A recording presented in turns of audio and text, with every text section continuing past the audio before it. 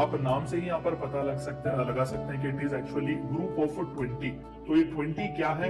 They 20 are different nations across the world. तो ये दरअसल एक इंटर गवर्नमेंटल फोरम है। हम कई इस तरीके से फोरम्स और प्लेटफॉर्म्स के बारे में बात करते हैं, तो वन सच प्लेटफॉर्म और फोरम इज एक्चुअली G20, जहां पर 19 अलग अलग कंट्रीज और एक यूरोपियन यूनियन जो है वो पार्टिसिपेट करते हैं, डिस्कशंस और डिबेट वहां पर करते हैं।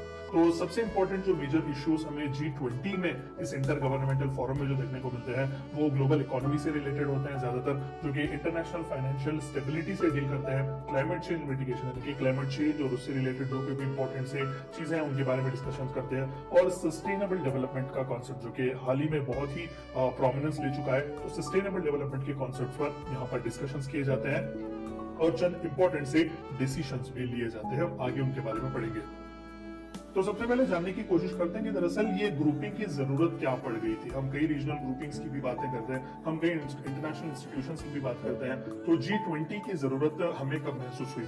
तो जैसे कि आप सभी को पता है कि वर्ल्ड वॉर 1 और 2 ने हमारी वर्ल्ड इकोनॉमी को, इंटरनेशनल फाइनेंशियल सिस्टम को बहुत बुरी तरीके से मार दी हुई थी, और यूरोपियन कंट्रीज जो कि आज हेवीली इंडस्ट्रियलाइज्ड देखे जाते हैं, at the time of world war 2 बहुत ही मीगर हो चुके थे, बहुत ही मजबूत थे, बहुत ही वीक थे। तो ऐसी जरूरत हमें महसूस हो रही थी कि हमें एक वर्ल्ड क्लास इंस्टीट्यूशन बनाने की जरूरत थी, हमें चंद ऐसे इनिशिएटिव्स लेने की जरूरत थी जो कि इंटरनेशनल लेवल पर हमारे फाइनेंशियल सिस्टम को सही तौर पर मेंटेन कर सके, कोऑर्डिनेशन हमारे इकोनॉमिक पॉलिसी से रिलेटेड सही हो सके। और उससे रिलेटेड सबसे मेजर डिसीजन हम ऑलरेडी देखते हैं, which is Brayton would conference जो चला हुआ था 1944 में, जिसके रिजल्ट के सबब हम इंटरनेशनल मॉनेटरी फंड और वर्ल्ड बैंक जैसे इंस्टीट्यूशंस का एस्टैब्लिशमेंट देखते हैं। तो ऑन द सेम हैंड महज वर्ल्ड बैंक और इंटरनेशनल मॉनेटरी फंड का एस्टैब्लिशमेंट होना काफी नहीं था, इस तरीके के और भी कई वर्ल्ड क्लास इंस्टीट्यूशंस और इनिशिएटिव्स हमारे लिए बहुत ही जरूरी थे। तो उसी सच नीड में से बाहर आया हुआ एक कॉन्सेप्ट था the grouping of 20 is G20।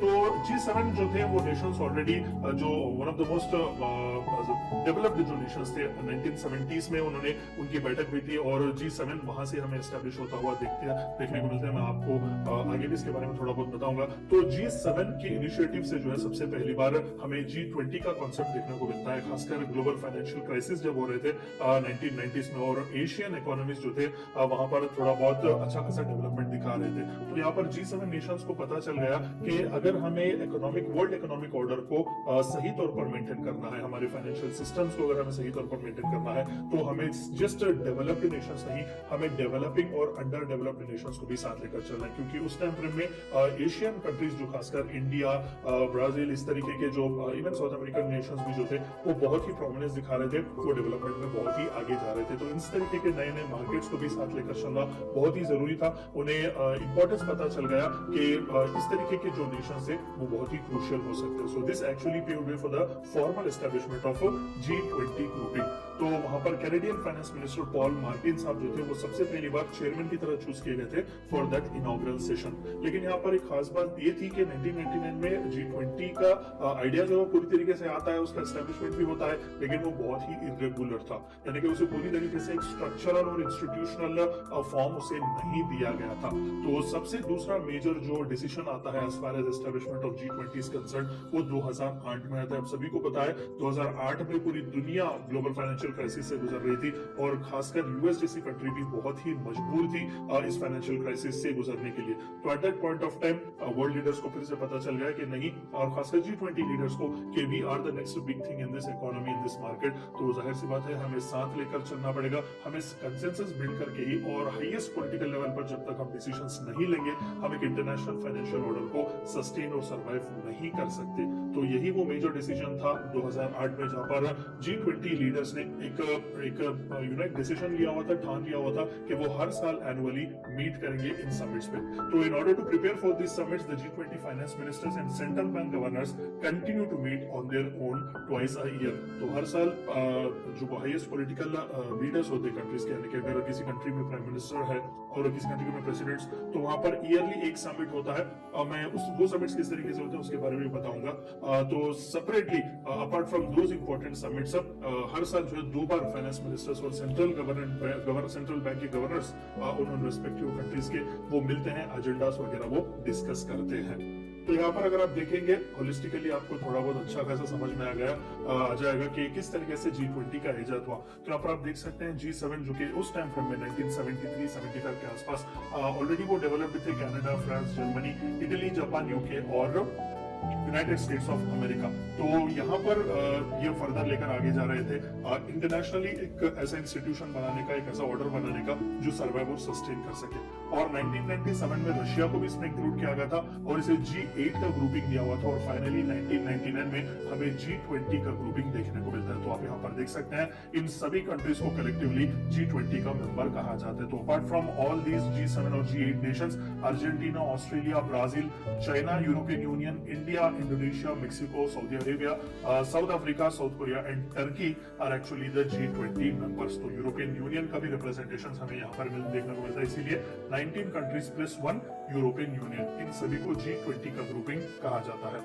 तो there are few permanent guest invitees भी जिन्हें रेगुलरली इसके समिट्स में बुलाया जाता है, क्योंकि यहाँ पर भी रिप्रेजेंटेशन बहुत ही जरूरी है। तो यहाँ पर हम देख सकते हैं African Union, Asia, one of the most crucial one again South East Asia में, तो उन्हें भी यहाँ पर as a permanent guest invitee बुलाया जाता है। Financial stability board, food and agriculture organisation, ILO, IMF और खासकर स्पेन की खास बात है, स्पेन इकलौता ऐसा कंट्री है जो परमानेंट गेस्ट इनवाइटी की तरह G20 के समिट्स को हाजिर होता है, वहां पर रिप्रेजेंटेशन देता है। तो बाकी के भी आप देख सकते हैं new partnership for African development, organisation for economic cooperation and development, United Nations, World Bank Group, WHO और वर्ल्ड ट्रेड ऑर्गेनाइजेशन को भी यहाँ पर परमानेंट गेस्ट इनवाइटीज की तरह बुलाया जाता है। तो यहाँ पर आप देख सकते हैं कि कितना क्रूशियल G20 इनफॉर्मल या फिर G20 ये इंटर गवर्नमेंटल फोरम है। इसका सिग्निफिकेंस क्या है? अच्छी बात है सर, तो हमें इस तरीके के क्या बाकी के भी कंट्रीज या फिर इस तरीके के ग्रुपिंग्स नहीं है क्या? एशियान भी है, सार्क के भी बारे में हमने बात किया, वैसे कई हैं। तो इसका सिग्निफिकेंस क्या है? G20 किस लिए एक प्रोमिनेंट प्लेस रखता है? तो G20 बहुत ही स्ट्रेटेजिक रोल प्ले करता है, खासकर हमारे ग्लोबल इकोनॉमिक ग्रोथ और प्रॉस्पेरिटी को इंश्योर करने में, सिक्योर हमारे फ्यूचर बनाने में, खासकर as far as our economic strength is concern. क्योंकि यहाँ पर आप आंकड़े अगर देखें तो G20 मेंबर्स जो जितने भी 19 प्लस 1 यूरोपियन यूनियन है, वो सभी मिलाकर 60% ऑफ द वर्ल्ड पॉपुलेशन को रिप्रेजेंट करते हैं, 80% ऑफ द ग्लोबल GDP को वो रिप्रेजेंट करते हैं और 75% ऑफ ग्लोबल एक्सपोर्ट्स को वो इकलौते रिप्रेजेंट करते हैं। तो आप देख सकते हैं कि किस लिए G20 ग्रुपिंग इतना सिग्निफिकेंट है और पूरी दुनिया जो है वो रुकती है देखने के लिए कि G20 का मीटिंग क्या चल रहा है और वहां पर आउटकम क्या था, एजेंडा क्या था, डिस्कशंस क्या थे। क्योंकि वर्चुअली 2/3 ऑफ द वर्ल्ड का कहीं ना कहीं हम देख सकते हैं इंपॉर्टेंट जो पॉपुलेशन का रिप्रेजेंटेशन हो, ग्लोबल GDP का हो या फिर ग्लोबल एक्सपर्ट्स का हो, वो हमें इन G20 नेशन से ही देखने को मिलता है। और G20 काम किस तरीके से करता है? देखिए, प्रेसिडेंसी जो है वो हर साल रोटेट होती है अमंग ऑल द मेंबर्स। तो 19 जो कंट्रीज हैं और यूरोपियन यूनियन जो है उनके बीच ये प्रेसिडेंसी जो है वो इवॉल्व होती ही रहती है। और खासकर यहाँ पर आपको एक टर्म जाना बहुत इंपॉर्टेंट है, that is Troikaa. Troika, with the country that holds the presidency working together with its predecessor and successor are also known as a Troika to ensure the continuity of the agenda. तो हर 3 साल के लिए जो है already members को choose किया जाता है, अलग अलग ग्रुपिंग्स होते हैं, मैं आपको उसके बारे में भी बताऊंगा। तो इस ट्रोइका को जो है वो मिलाकर 3 साल के प्रेसिडेंसीज दिए जाते हैं। अब मान लेते हैं कि करेंटली इटली, जिसने पिछले साल ही G20 समिट को होस्ट किया हुआ था 2021, अभी करेंटली 2022 इंडोनेशिया बाली में हो रहा है और 2023 इंडिया न्यू दिल्ली में जो है ये होस्ट होगा। तो इन 3 कंट्रीज को मिलाकर ट्रोइका कहा जाता है। तो एजेंडा जो G20 इटली में सेट करता है वो इंडोनेशिया और इंडिया में भी कंटिन्यू होता है। तो बाद इनके अगेन 3 ट्रोइकास को चूज किया जाता है जो कि फर्दर आगे नेक्स्ट 3 साल के लिए प्रेसिडेंसी होल्ड करेंगे और इंपॉर्टेंट से एजेंडास डिस्कस करेंगे।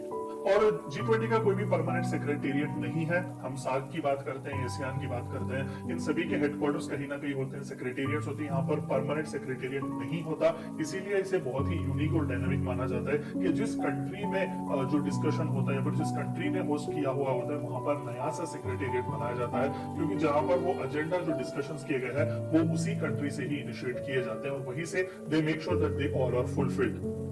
agenda and the work coordination is completely by the G20 leaders personal representatives known as sherpas. तो हर कंट्री अपने अपने रिप्रेजेंटेटिव्स को भेजती है चूज करके। तो इंडिया ने अपने शेरपा को जो है पीयूष गोयल साहब को चुनकर भेजा हुआ था, and together with finance ministers and central bank governors. तो ये तीनों पोजीशंस बहुत ही क्रूशियल है। रिमेंबर, एक तो शेरपा जो कि रिप्रेजेंट करते हैं उस कंट्री को, ठीक है, वहां पर पर्सनल रिप्रेजेंटेटिव्स उस G20 लीडर्स के मान लेते हैं कि इंडिया में तो प्राइम मिनिस्टर नरेंद्र मोदी जी है, तो उन्होंने अपना रिप्रेजेंट देने के लिए कहीं ना कहीं पीयूष गोयल साहब को भेजा हुआ है। And apart from that finance minister Nirmala Sitharaman ji और सेंट्रल बैंक गवर्नर, हमारे यहाँ तो आरबीआई है सेंट्रल बैंक, तो शक्तिकांता दास साहब। तो ये तीनों बहुत ही क्रूशियल होते हैं इस G20 के वर्क के लिए। तो इसी तरीके से 19 कंट्रीज और यूरोपियन यूनियन भी अपने इस तरीके के रिप्रेजेंटेशंस भेजता है।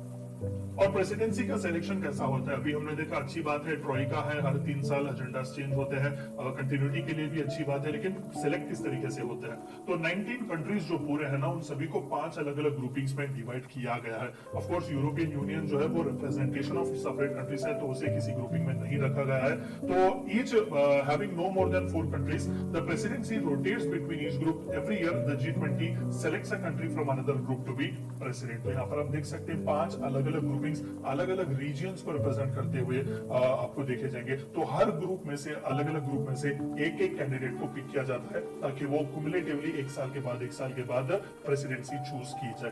तो आप देख सकते हैं इंडिया जो है वो ग्रुप 2 का हिस्सा है। तो इस तरीके से इन 5 अलग अलग ग्रुपिंग्स में से, कंट्रीज में से चुने जाते हैं, यानी कि वही कुछ चुनते हैं, ऐसा नहीं कि कोई सेपरेट प्रोसेस है, वही कंट्रीज ही चुनते हैं अपने बीच में से कि कौन जो है वो नेक्स्ट रिप्रेजेंटेशन देगा। तो अब तक जो है जो जितने भी इंपॉर्टेंट से G20 समिट्स हैं उन सभी के बारे में थोड़ा बहुत देखते हैं। तो सबसे पहला, जैसे कि आप सभी को पता है, वॉशिंगटन डीसी में हुआ था, United States of America, followed by UK London, and then third summit जो था वो अगेन यूनाइटेड स्टेट्स पिट्सबर्ग में हुआ था, फोर्थ कनाडा टोरंटो में हुआ था, फिफ्थ समिट जो था वो साउथ कोरिया सियोल में हुआ था, सिक्स्थ फ्रांस कैनिस, सेवेंथ मेक्सिको में था, और एट्थ रशिया सेंट पीटर्सबर्ग में हुआ था, ninth Australia Brisbane, 10th Turkey में हुआ था, और 11th जो था वो चाइना ग्वांगझो में हुआ था, 12th G20 समिट जर्मनी में था, और 13th G20 समिट अर्जेंटीना में था, 14th जापान ओसाका में था, 15th सऊदी अरेबिया रियाद में था, और 16th इटली रोम में हुआ था हाल ही में ही। तो हर G20 समिट में कहीं ना कहीं कोई ना कोई इंपॉर्टेंट से डिक्लेरेशंस और डिसीजंस लिए ही गए थे। तो बहुत ही क्रूशियल हैं ये सभी समिट्स। तो अभी एज ऑफ नो 2022 के लिए जो कि 17th समिट चलने वाला है वो इंडोनेशिया होस्ट कर रहा है करेंटली, विच इज इन बाली। तो 2023 के लिए जो कि इंडिया जो है जिसने होस्टशिप एक्ट की हुई है, तो वो मोस्ट प्रोबेबली न्यू दिल्ली में हो सकता है। तो इससे रिलेटेड अभी जैसे कि मैंने वीडियो के पहले में आपको कहा कि हाल ही में ही कैबिनेट के इंपॉर्टेंट से डिसीजंस लिए गए थे कि सेक्रेटेरिएट कहां पर होगा, कौन कौन क्या क्या रिस्पॉन्सिबिलिटीज लेगा, वो सभी एलोकेट और असाइन किए गए हैं 2023 के लिए।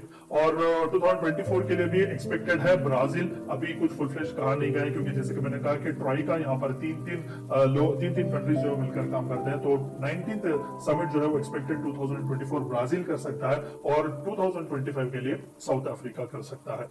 And apart from the leader level, highest level जो के समिट्स ऑलरेडी चलते हैं, जहां पर कंट्रीज के प्रेसिडेंट से प्राइम मिनिस्टर जाते हैं, apart from that ministerial level meetings भी यहाँ पर होते हैं। तो 1999 में सबसे पहली बार finance ministers and central bank governors की मीटिंग स्टार्ट हुई थी। ऑफ कोर्स सबसे पहला स्पार्क यही से आता है, क्योंकि हाईएस्ट पॉलिटिकल लेवल मीटिंग्स जो शुरू हुए थे वो 2008 से हुए थे रेगुलरली। तो 1999 से ही फाइनेंस मिनिस्टर्स और सेंट्रल बैंक गवर्नर्स के मीटिंग स्टार्ट हुए थे, मिनिस्ट्रियल लेवल मीटिंग्स।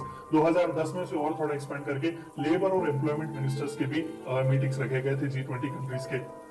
2017 में फॉरेन मिनिस्टर्स लेवल मीटिंग भी रखे गए थे, और 2012 से ट्रेड मिनिस्टर्स या फिर कॉमर्स मिनिस्टर जो होते हैं उनसे रिलेटेड भी G20 मिनिस्ट्रियल लेवल मीटिंग्स रखे गए थे, और सिंस देन कंटिन्यूअसली वो चलते ही रहे हैं, और चंद इंपॉर्टेंट से डिस्कशंस वहां पर भी होते रहे हैं। And apart from all these ministerial level meetings and apart from all these highest political level meetings, G20 engagement groups भी मेंटेन करता है। आप यहाँ पर देख सकते हैं कि बिजनेस ग्रुप्स को, बिजनेस इंटरेस्ट ग्रुप्स को रिप्रेजेंट करने के लिए भी जो है वो B20 ग्रुप बनाया गया था। ठीक है, 2008 में से एस्टेब्लिश किया गया था और 2010 में से रिकॉग्नाइजेशन मिला हुआ था। तो लेबर से रिलेटेड भी ट्रेड यूनियंस और अदर एम्प्लॉइज रिप्रेजेंटेटिव्स, यानी कि यहाँ पर इन 20 कंट्रीज या फिर इन 19 कंट्रीज और यूरोपियन यूनियन के जो रिप्रेजेंटेटिव्स हैं बिजनेस के, वो वहां पर एंगेजमेंट ग्रुप्स की तरह वहां पर आते हैं। सिमिलरली यहाँ पर भी सेशंस और समिट्स चलते हैं। तो यहाँ पर आप देख सकते हैं L20 जो था वो 2008 में फाउंड किया गया था और उसे रिकॉग्नाइजेशन 2011 में मिला था। C20 that is civil society organisation जो एनजीओ होते हैं 20 कंट्रीज में, उनके लिए भी एक फोरम बनाया गया था, फिर एक एंगेजमेंट ग्रुप जो कि 2013 में इसे रिकॉग्नाइजेशन मिला हुआ था। यूथ के रिप्रेजेंटेटिव्स के लिए भी वही 20 एंगेजमेंट ग्रुप बनाया गया था। थिंक टैंक्स जो ग्लोबल थिंक टैंक्स होते हैं खासकर हमारे G20 कंट्रीज के, उनके लिए भी एक एंगेजमेंट ग्रुप बनाया गया था। वुमेन, खासकर वुमेन के रिप्रेजेंटेशन के लिए, वुमेन राइट्स ऑर्गेनाइजेशंस के लिए भी जो है 2015 में W20 एंगेजमेंट ग्रुप एस्टैब्लिश किया गया था। S20 for science and research representatives and finally U20 for urban representations जो कि मेयर्स और गवर्नर्स होते हैं मेजर अर्बन सिटीज के। G20 में जितने भी मेजर बड़े बड़े अर्बन सिटीज हैं उन सभी के गवर्नर्स और मेयर्स के रिप्रेजेंटेशन के लिए वहां पर एंगेजमेंट के लिए G20 एंगेजमेंट ग्रुप्स बनाए गए। तो आप देख सकते हैं कि किस लिए G20 इतना सिग्निफिकेंट माना जाता है। और फिर हम एक बार देखते हैं कि इसका सिग्निफिकेंस क्या है, किस किस तरीके से ये काम करने की कोशिश करता है, क्यों ये सबसे हटकर है। Strengthening financial regulations, of course 75% global exports हम देख सकते हैं। अच्छा खासा जीडीपी का रिप्रेजेंटेशन दुनिया का यहाँ पर देखने को मिलता है। तो फाइनेंशियल रेगुलेशंस को ज्यादा से ज्यादा हम स्ट्रेंथन कर सकते हैं इनकी मदद से। Coordinated physical and monetary stimulus, मैंने आपको कई बार कहा कि फिजिकल जो वर्ड है it is related with finance ministry, और मॉनिटरी जो वर्ड है तो it is related with central bank और आरबीआई। तो यहाँ पर आप देख सकते हैं कि कंट्री में भी, इंडिविजुअल कंट्री में भी जो टैंडम होता है जो फिजिकल फाइनेंस मिनिस्ट्री और जो उसकी सेंट्रल बैंक के बीच, वो भी कोऑर्डिनेट हो, सही तौर पर उसका स्टिमुलस भी आगे बढ़ता रहे। क्योंकि यहाँ पर जो मेजर डिसीजंस लिए जाते हैं वो इंडिविजुअल लेवल पर कंट्रीज में ही तो उन्हें फुलफिल किया जाता है। और सबसे अच्छी बात G20 की यह है कि ये फ्लेक्सिबल है और इंक्लूसिव है। नो डाउट हर साल प्रेसिडेंसी अलग अलग कंट्रीज के पास जाती है, हर 3 साल में एक बार एजेंडा चेंज किए जाते हैं। तो बहुत अच्छी फ्लेक्सिबिलिटी और सभी का इंक्लूसिवनेस भी हमें यहाँ पर देखने को मिलता है। क्योंकि जो कंट्री होस्ट करता है वहीं पर सेक्रेटेरिएट बनाया जाता है और वहीं पर से जो इंपॉर्टेंट डिसीजंस वहां पर लिए गए हैं वहीं से उसका काम शुरू होता है। लेंडिंग में भी बहुत ही जबरदस्त इंक्रीज हुआ है, क्योंकि सबसे इंपॉर्टेंट टारगेट जो G20 के कंट्रीज ने रखा हुआ था वो इंटरनेशनल फाइनेंशियल इंस्टीट्यूशंस को रीस्ट्रक्चर ही करना था। यहाँ पर आप देख सकते हैं रिफॉर्म्स भी लाए गए थे, IMF, वर्ल्ड बैंक जैसी इंपॉर्टेंट इंस्टीट्यूशंस में भी। डेवलपिंग कंट्रीज को भी बहुत ही जबरदस्त सा स्कोप मिला हुआ था यहाँ पर लेंडिंग्स वगैरह के लिए भी, ताकि वो भी आगे बढ़ सके। ट्रेड फैसिलिटेशन एग्रीमेंट्स कई साइन किए गए, क्योंकि G20 कंट्रीज जब समिट्स में मिलते हैं तो वहां पर हम देख सकते हैं इंडिविजुअल कंट्रीज भी एक दूसरे के साथ ट्रेड फैसिलिटेशन एग्रीमेंट्स भी साइन कर सकते हैं। तो ओवरऑल ट्रेड और इकोनॉमिक इन्फ्लुएंस भी बहुत जबरदस्त सा होता है। And the one more important thing is it is too big to fail. अभी हमने जितने भी आंकड़े ऊपर देखे हुए थे 60% ऑफ द पॉपुलेशन रिप्रेजेंट करता है, इंपोर्ट्स और एक्सपोर्ट्स इसके किस तरीके से है, तो ये बहुत ही बड़ा है फेल होने के लिए। यानी कि that very hugeness itself is more than enough कि ये रेसिलिएंट एक ग्लोबल प्लेटफॉर्म है या फिर एक रेसिलिएंट इंटर गवर्नमेंटल ऑर्गेनाइजेशन है कहने के लिए। और चंद इंपॉर्टेंट से इश्यूज जो अब तक G20 ने एड्रेस किए हुए थे, फाइनेंशियल मार्केट से रिलेटेड चंद इंपॉर्टेंट से डिसीजंस लिए गए थे। टैक्स और फिस्कल पॉलिसी से रिलेटेड भी इंपॉर्टेंट डिसीजंस लिए गए थे। Trade, agriculture, employment, energy, corruption, women empowerment, agenda 2030, sustainable developmental goals जिन्हें हम कहते हैं, क्लाइमेट चेंज, ग्लोबल हेल्थ और एंटी टेररिज्म पर भी मेजर इश्यूज जो थे उन सभी के बारे में G20 के अलग अलग समिट्स में हमने डिस्कशन देखे हुए थे। और सिंस कोविड तो ग्लोबल हेल्थ तो बहुत ही इंपॉर्टेंट सा रोल प्ले कर रहा है। और इंडिया जो कि 2023 का होस्ट होने वाला है, तो कौन से प्रायोरिटी के एरियाज हम देख सकते हैं जो कि इंडिया ने ऑलरेडी डिसाइड किया हुआ है। यहाँ पर इंडिया इन पर फोकस जरूर कर सकता है। टैक्स एवेशन से रिलेटेड इश्यूज हम हाईलाइट यहाँ पर कर सकते हैं। एक कंट्री से दूसरे कंट्रीज में टैक्स एवेशन बहुत ही हमें ज्यादा देखने को मिलता है। फाइट अगेंस्ट करप्शन के खिलाफ भी हम आवाज उठा सकते हैं। और तीसरा सबसे इंपॉर्टेंट जो कि हर जगह पर since prime minister Modi ji has come, इन्होंने बहुत ही कोशिश की हुई है ग्लोबल प्लेटफॉर्म पर इस इशू को लाने की, that is terror funding and state sponsored terrorism. क्योंकि इंडिया खुद प्रॉब्लम फेस कर चुका है इससे, तो ये भी हमारे लिए एक अच्छा कॉन्सेप्ट हो सकता है यहाँ पर हाईलाइट करने के लिए। Cutting the cost of remittances, of course one of the most major migrants जो हमें देखने को मिलते हैं। ऑफ कोर्स ये कहावत भी है कि पूरी दुनिया में आपको हर कोने में कहीं ना कहीं एक चाइनीज और एक इंडियन देखने को मिलेंगे। तो जाहिर सी बात है कि ग्लोबल रेमिटेंस से रिलेटेड भी हम थोड़ा बहुत कॉस्ट कट करवा सकते हैं। और फार्मास्यूटिकल इंडस्ट्री भी हमारी टैप करने का यहाँ पर बहुत ही सुनहरा मौका है हमें। की ड्रग्स पर हम मार्केट एक्सेस के लिए भी बात कर सकते हैं। Reforms in international institutions, of course ये तो एक्टिवली ऑलरेडी चल रहा है, लेकिन फिर भी हम ब्रिक्स का भी हिस्सा है, तो वहां पर न्यू डेवलपमेंट बैंक हम देख सकते हैं। तो इस तरीके से नए बैंकिंग फाइनेंशियल इंस्टीट्यूशंस और ऑलरेडी जो इंटरनेशनल इंस्टीट्यूशंस चल रहे हैं उन पर भी हम रिफॉर्म्स लाने की बात कर सकते हैं। और सबसे इंपॉर्टेंट सी चीज, real action on climate change. तो जितने भी कॉन्फ्रेंस ऑफ पार्टीज चलते हैं यूएनएफसीसीसी के, वहां पर बड़ी बड़ी प्रोमिसेस जरूर किए जाते हैं, लेकिन रियल एक्शन वहां पर नहीं होता। तो इंडिया ने भी ऑफ कोर्स हाल ही में जो कॉन्फ्रेंस ऑफ पार्टीज 26 ग्लासगो में हुआ था, वहां पर प्राइम मिनिस्टर मोदी जी ने 5 प्लेजेस दिए हुए थे। तो हम इस तरीके के इश्यूज भी वहां पर हाईलाइट कर सकते हैं कि we don't need the talk, we need the walk. Challenges क्या क्या है ओवरऑल G20 ग्रुपिंग में, अगर हम बात कर सके।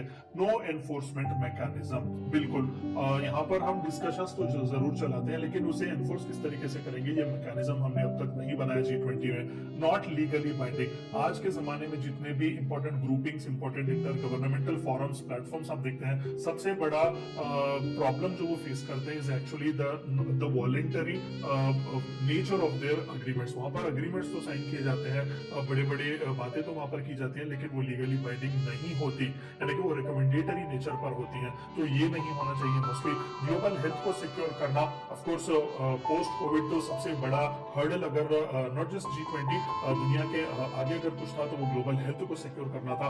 रिफ्यूलिंग और fuelling economic recovery, end of course post Covid जो कि कंटिन्यूस लॉकडाउन वगैरह पड़ रहे थे, तो इकोनॉमिक रिकवरी, जैसे कि रिसिलिएंट इकोनॉमी की हम बात करते हैं कि जितनी मांग उसे बढ़ेगी उतना ही ज्यादा और उतना ही जल्दी वो बाउंस बैक करेगा। तो इस तरीके की इकोनॉमिक रिकवरी के बारे में क्या सोचेगा G20। डिजिटल रेवोल्यूशन की हम बात करते हैं, ऑफकोर्स थोड़ा वेस्टर्न कंट्रीज में अच्छी बात है कि वहां पर इंटरनेट कनेक्शन हो या फिर डिजिटल लिटरेसी ज्यादा हो, लेकिन जब हम ईस्टर्न हेमिस्फीयर की ज्यादातर जब हम बात करते हैं, क्योंकि इस ग्रुपिंग में हम इंडिया, सऊदी अरेबिया, इस तरीके की कंट्रीज भी देखते हैं, तो वहां पर डिजिटल रेवोल्यूशन हम कैसे लाएंगे। क्लाइमेट चेंज रिस्क सबसे बड़ा एज ऑफ नाउ। अभी हाल ही में भी inter governmental panel on climate change के रिपोर्ट्स भी आए हुए थे, तो उसे किस तरीके से डील करेगा, ये one of the most important challenges है। इसके आगे प्लास्टिक से रिलेटेड भी हम मुहिम चला रहे हैं, तो let us wait and watch. और global framework for tax reforms specifically, जो कि अभी हमने देखा कि टैक्स एविजन जैसे प्रॉब्लम्स भी हम फेस कर रहे हैं, तो ग्लोबल फ्रेमवर्क की बहुत ही जरूरत है टैक्स रिफॉर्म्स के लिए, जो यूनानिमसली ये सभी G20 कंट्रीज एक्सेप्ट करेंगे और ये लीगली बाइंडिंग होनी चाहिए। तो वे अहेड क्या हो सकता है इसका, टिल नाउ अगर सच बताएं तो G20 में compared with other regional groupings या अदर इंटर गवर्नमेंटल फोरम्स बहुत ही सही ट्रैक पर जा रहा है। कंसिस्टेंसी वो मेंटेन कर रहा है, क्योंकि बाकी अभी सार्क के बारे में भी हमने एक वीडियो बनाया हुआ, अगर आपने नहीं देखा तो आप एक बार जाकर जरूर देखें, तो वहां पर भी हमने देखा कंसिस्टेंसी ही नहीं थी वहां पर। तो इस तरीके का काम G20 में हमें नहीं देखने को मिल रहा है। कंसिस्टेंसी वो लोग मेंटेन कर रहे हैं और इंपॉर्टेंट से डिसीजंस ले रहे हैं, और इंपॉर्टेंट डिसीजंस ले भी रहे हैं, even though they might not be legally binding, लेकिन ज्यादा से ज्यादा वो फॉलो करने की कोशिश भी कर रहे हैं। दूसरा सबसे मोर इंपॉर्टेंट वे अहेड जो होगा, study of changing demand for skills. Of course skills have been one of the most important aspect for discussion and debate. India जैसा एक कंट्री जो कि second top most populated country है, लेकिन वहां पर स्किल के लेवल्स बहुत ही कम है, लगभग 40 से 45% के आसपास ही है जिनके पास एडिक्वेट स्किल है एम्प्लॉयमेंट के लिए। तो G20 नेशंस किस तरीके से इस पर काम करेगा, mostly this can be the next way ahead. और टेक्नोलॉजिकल इनोवेशंस पर थोड़ा बहुत फोकस करेंगे तो बहुत ही अच्छा हो सकता है। इंडस्ट्री में इनोवेशन के लिए खासकर जो है पॉलिसीज वो बना सकते हैं, और इंटेलेक्चुअल प्रॉपर्टी राइट से रिलेटेड भी चंद इंपॉर्टेंट से डिस्कशंस करेंगे तो बहुत ही अच्छा होगा। और रीडिफाइन करने की हमें जरूरत है कि अरीना क्या क्या होंगे कोऑपरेशन के। ऑफ कोर्स हमने देखा कि अंडर द अर्थ जो कुछ भी मिल रहा है वो सभी के बारे में डिस्कस कर रहे हैं। हाँ, माना कि G20 एक फाइनेंस रिलेटेड, एक टैक्सेशन रिलेटेड, इस तरीके से इकोनॉमी से रिलेटेड है, लेकिन यहाँ पर क्लाइमेट चेंज की भी हम बात कर रहे हैं, यहाँ पर हम ग्लोबल हेल्थ की भी वगैरह की भी बात कर रहे हैं। तो रीडिफाइन करने की जरूरत है कि अरीनास क्या क्या होंगे कोऑपरेशन के और किस तरीके से होंगे। और सबसे आखिर में जो सबसे कंसोलिडेटेड एक वे अहेड जो G20 के लिए जो देखने को मिलता है, that is less talk and more action. Regularly वो मिल जरूर रहे हैं, एजेंडा सेट कर रहे हैं, रेगुलरली फाइनेंस मिनिस्टर्स वगैरह की भी मीटिंग हो रही है, लेकिन एक्शन कितना हुआ है उस पर, लीगली बाइंडिंग एग्रीमेंट्स क्यों नहीं हो रहे हैं। तो ये थी चंद बातें आपको जाननी थी ग्रुप ऑफ 20 या फिर G20 इंटर गवर्नमेंटल ग्रुपिंग के बारे में।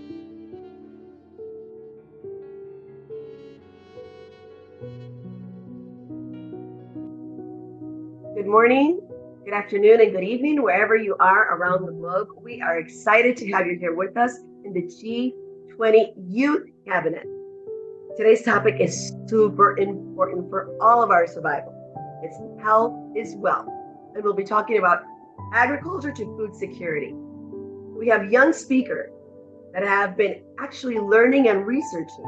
And we have the experts that will help us understand every single aspect of the importance of really understanding why food is critical to our sustenance, but most importantly, how agriculture will really contribute to the world in the future. For many, many years, we didn't want our children to be in agriculture. We wanted them to actually have a job working in air conditioning, being a scholar, getting a university degree, and we forgot that food is security for humans, that we need to have the right food, healthy food, in order to survive. So that is what we'll be discussing in this week's G20. G20 Youth Cabinet inspires, ignites, and will initiate a process within you. The G20 Summit is an annual international forum that convenes leaders from the most significant global economies to address and discuss economic challenges that affect the world. The forum provides exceptional platforms for dialogue and collaboration among these nations. The summit's primary objective is to develop and implement policies to enhance financial stability and promote sustainable practices for the world that we all live in. The G20 Summit is a critical event where leaders engage with one another, really to strengthen their relationships. The crucial discussions that happen are on trade, investment, innovation, and international cooperation. The summit also offers a unique opportunity for leaders to establish an important global relationship, fostering a more cohesive and prosperous global community. And why is this important? Because we are one planet. The countries involved in the G20 are Argentina, Australia, Brazil, Canada, China, France, Germany, India, Indonesia, Italy, Japan, Mexico, Republic of Korea, Russia, Saudi Arabia, South Africa, Turkey, United Kingdom, United States, the European Union, which is represented by the President of the European Commission and the President of the European Council. The objectives of the G20 are multifaceted and encompassing very global issues. Some of the key objectives include economic growth. So we're promoting sustainable, balanced economic growth globally. Number 2, international trade. Enhancing international trade and investment to foster job creation and economic development. Number 3, financial stability. If we strengthen the stability and the resilience of our international financial system, we all will be better. Sustainable development, addressing global challenges, including climate change, poverty, and sustainable development. Infrastructure investment, promoting infrastructure development to support economic growth and connectivity. Digital economy, advancing digitalization, opportunities to quality jobs, and most importantly, to have skill development or reskilling. Global health, collaborating in global health and challenges including pandemics and access to affordable healthcare. NGOs and online organizations like ours are crucial in supporting the summit's success. They contribute in several ways. Number 1, advocacy. NGOs and online organizations raise awareness about key issues and advocate for specific policies and actions. Research and analysis. They provide valuable research, data, and analysis on various global challenges, assisting policymakers in making informed decisions. Partnerships. NGOs and online organizations collaborate with governments, businesses, and other stakeholders to implement projects and initiatives that align with the summit's objectives. I think one of the most important is grassroots engagement. These organizations engage with local communities and individuals, amplifying their voices and addressing their needs. Knowledge sharing. NGOs and online organizations facilitate knowledge sharing and capacity building through workshops, conferences, and online platforms like this one supporting the exchange of best practices and innovative solutions. Now I want to talk to you about our great community partners. I will start with IIU because I belong to IIU.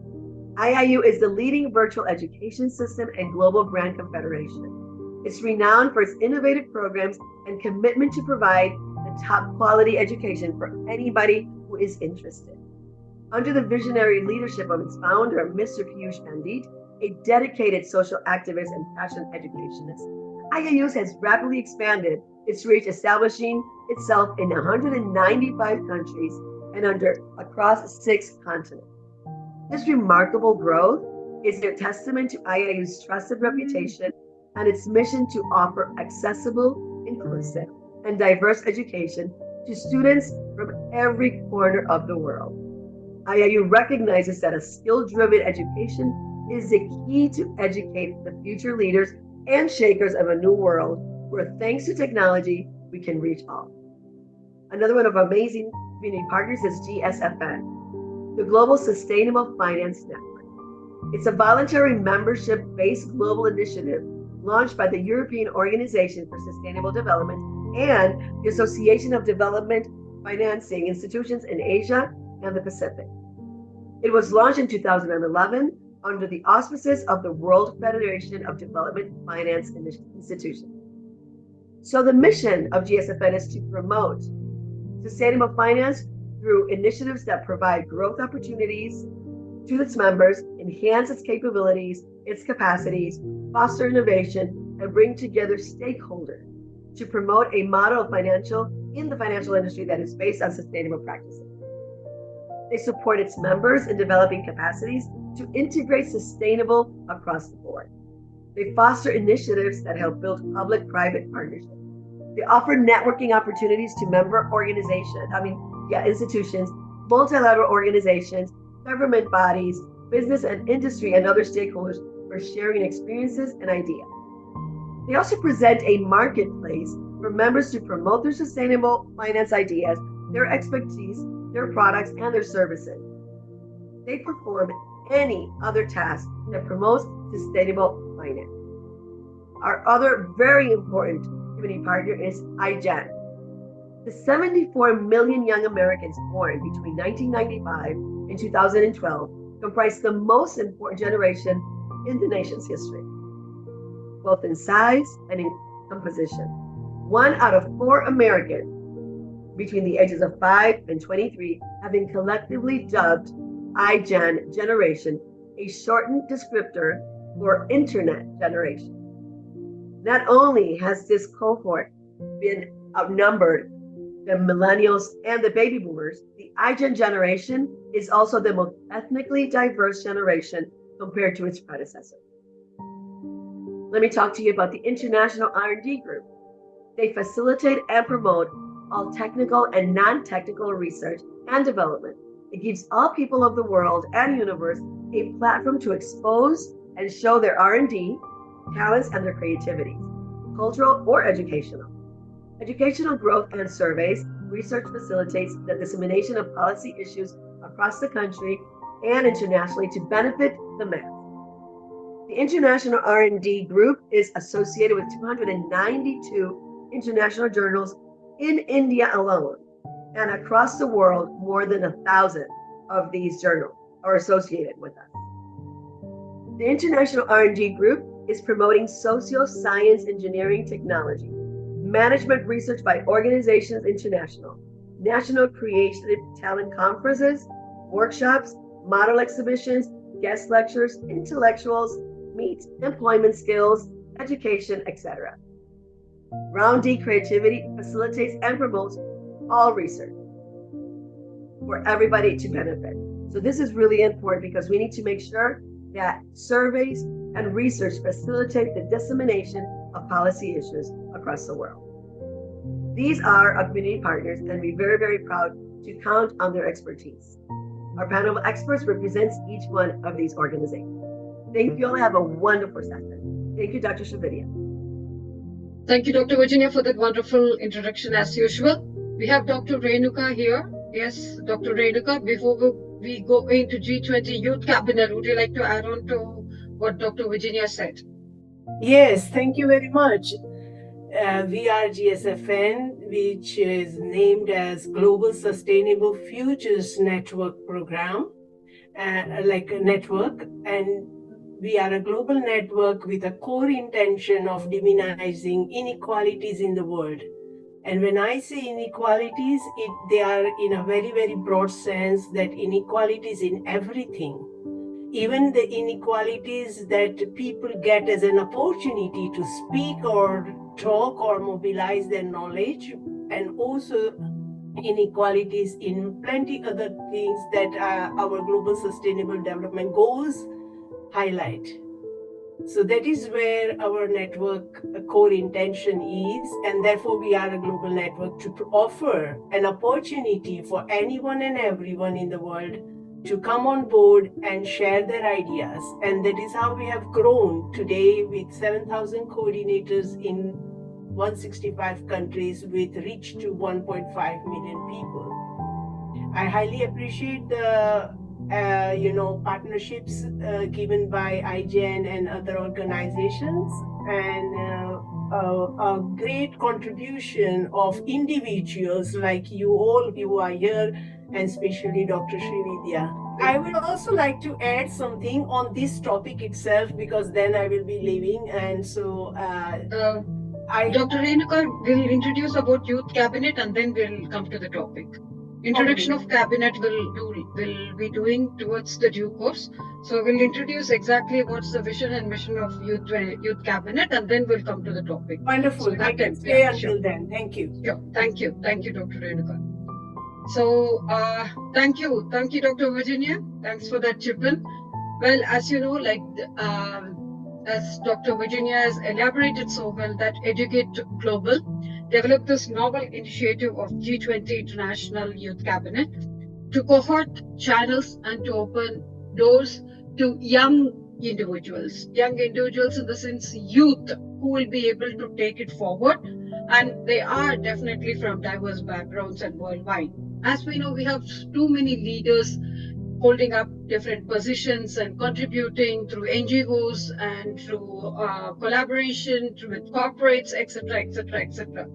They are functioning at their own levels. But in that, what is the key thing which is going to really take it forward is the youth contribution, which we are actually looking for. So this platform, G20 International Youth Cabinet, is focused on the youth. It is the cabinet which is developed by the youth, for the youth, and to the youth. It will take all its fruits and its whatever outcomes that we are going to achieve, it will go to the youth. That's what the whole platform is all about.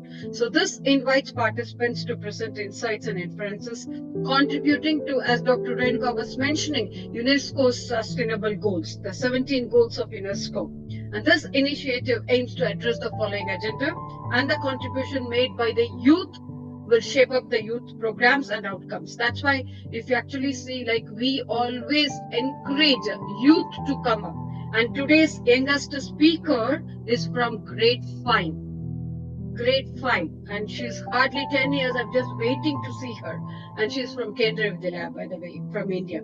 So that's how we are planning it for. And we really want the youth to take it forward in their leadership. So that says the preamble, that the agenda, the plan of action for the people, planet, prosperity, peace, and also partnership. So we encourage the youth to get into partnership to work at global levels. This is going to come as a follow-through in the phase 2. And it also seeks to strengthen the universal peace in a larger freedom. Ultimatum is that's why we call it as One Health Quadripartite. Today's program is otherwise called as One Health Quadripartite. We recognize by eradicating poverty in all its forms and dimensions, including extreme poverty and also the greatest global challenges, and as an indispensable requirement, which is just an indispensable requirement for sustainable development. And of course, we are working with differences of working together as well. All countries and stakeholders acting in collaborative partnership will implement this plan with us. We are resolved to free the human race from the tyranny of poverty and also want to heal and secure our planet. We are determined to take this bold and transformative steps to shift the paradigm shift of the world onto a sustainable and resilient path. As we embark on this collective journey, we pledge that no one will be left behind. So the 17 sustainable developmental goals and the 169 targets which have been announced and which has been compressed upon, and also people are working towards it, will demonstrate the scale and ambition of this new universal agenda. They seek to build on the Millennium Developmental Goals and complete what they so far has not been achieved. As you know, as so many people have been talking and talking and talking without achieving something. So what could be achieved? This is what the whole initiative is all about, and that's what we want our youth to take it forward. They seek to realize human rights and achieve gender equality and also empowerment of women and girls. They are integrated and indispensable with the balance of the three dimensions of development of economic, social, and environmental strategies, which are going to be involved in these pointers of deliberation that we are here for.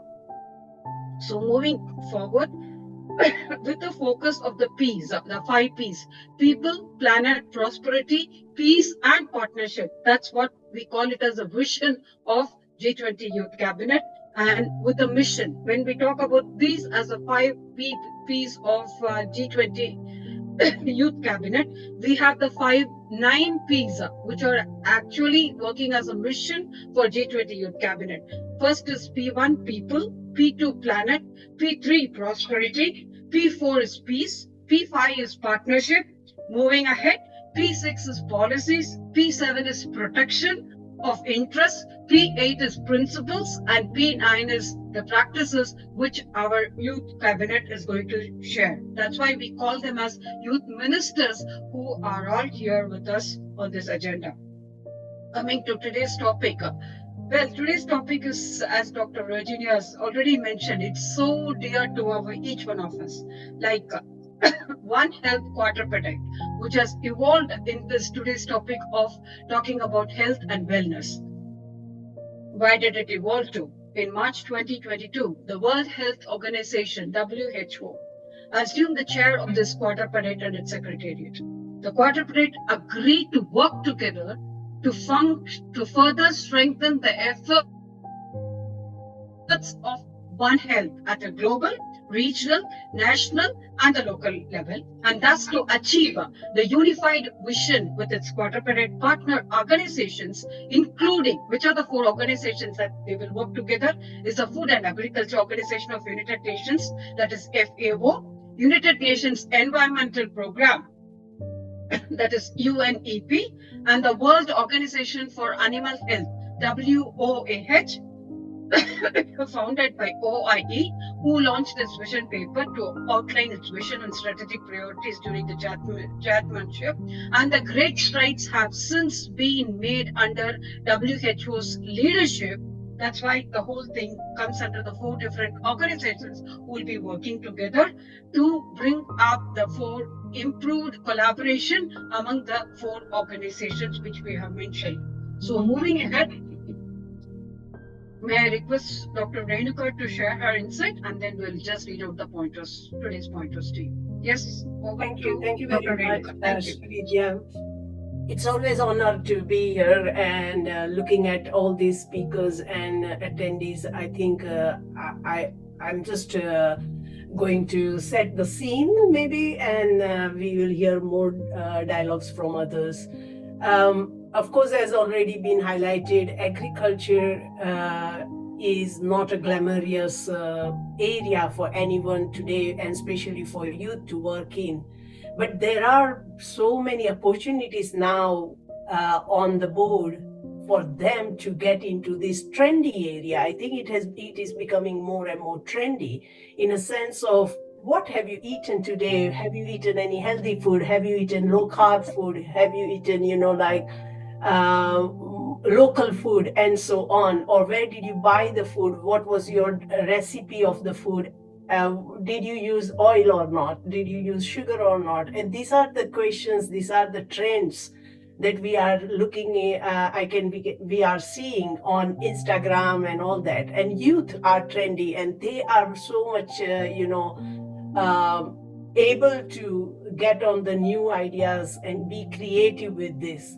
And therefore, I think there is a huge opportunity in data analysis, data gathering, and also having an innovative approach to food and agriculture security. Again, it is highly important because we are having a huge population growth, and we need to feed all of them and keep them healthy to reduce the cost on the health system, reduce the cost on other systems which are carbon carbon intensive sectors. And therefore, I think agriculture needs to play a very big role. It is demanded, but also not only for food, but it is also for the biofuel, biomaterial that all goes into the other supply chain. And as part of that, we have to look into energy, water use, land use, and everything, and also to increase the biodiversity for tourism and other things. So I think there is a huge opportunities in agriculture and combining with health and food system. And so I would like you all to think from your table today to go back to the farm in the sense of reverse cycle of supply chain and think what you can do. Should you be calculating your carbon emissions of your plate today and how that can be done? Become carbon literate. It is a time where we need carbon literacy. 100 years ago, we had a demand for only literacy, where we wanted everyone to learn and write. But today it is a time where everyone needs to be carbon literate to understand what is the carbon unit of any activity that we do. And so I think this is the area, or this is the chance for everyone you to think innovatively. So I will stop here. Thank you very much. And also I have given an announcement of coming Kenya Summit. So have a look in the chat box. I have put plenty of links, and you are all welcome to join GSFN and Kenya Summit. Thank you very much. Thank you once again, Dr. Renuka, for that brilliant insight, a wonderful insight on that particular topic. So moving ahead, we open the topic today's topic, that is health is wealth, agriculture and food security. So that's what is today's topic that we are going to discuss on. On that note, we have Swatmika, who is going to talk on the pointer of global upsurge of food and water safety. Which will be followed by Ms. Kakai Dafane, who is going to speak on the same pointer of global upsurge of food and water safety. Moving ahead, we have Sai Srishti and Venpa Velu. Both of them are going to talk about the same topic of global upsurge of food and water safety, which will be followed by Mr. Ritik Vignesh and Shamruta, who will be talking about links between the health of environment, humans and animals and plants, which will be followed by Mr. Abdul Razak Abu Bekar, who will be talking about raise awareness and advocacy of OWOH priorities, that is One Health priorities, which will be followed by Roshni J and David Simiyu, who will be talking about increasing participation of women and youth in agro-food chains, and which will be followed by Patience Peda. I think Patience Peda is the name, and she'll be talking about increasing participation of women and youth in agro-food chains. Last but not the least, Derek Kenway and Dr. Herbert Mandela will be talking about increased participation of women and youth in agro-food chains. So we extend a warm welcome to all our speakers today, and also to the panel of experts. When it comes to the panel of experts, may I request Dr. Kavita? Yes, ma'am. Yes, ma'am. Ma'am, kindly, can you please introduce our experts to the forum today? Thank you.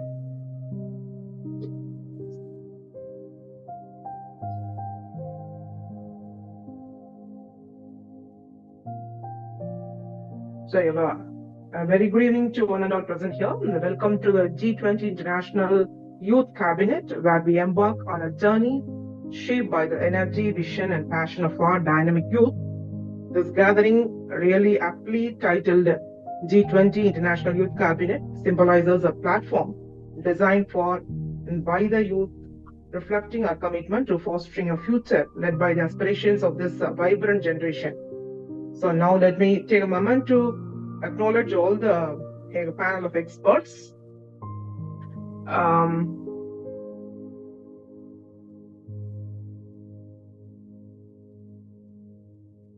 Panel of 1 minute now.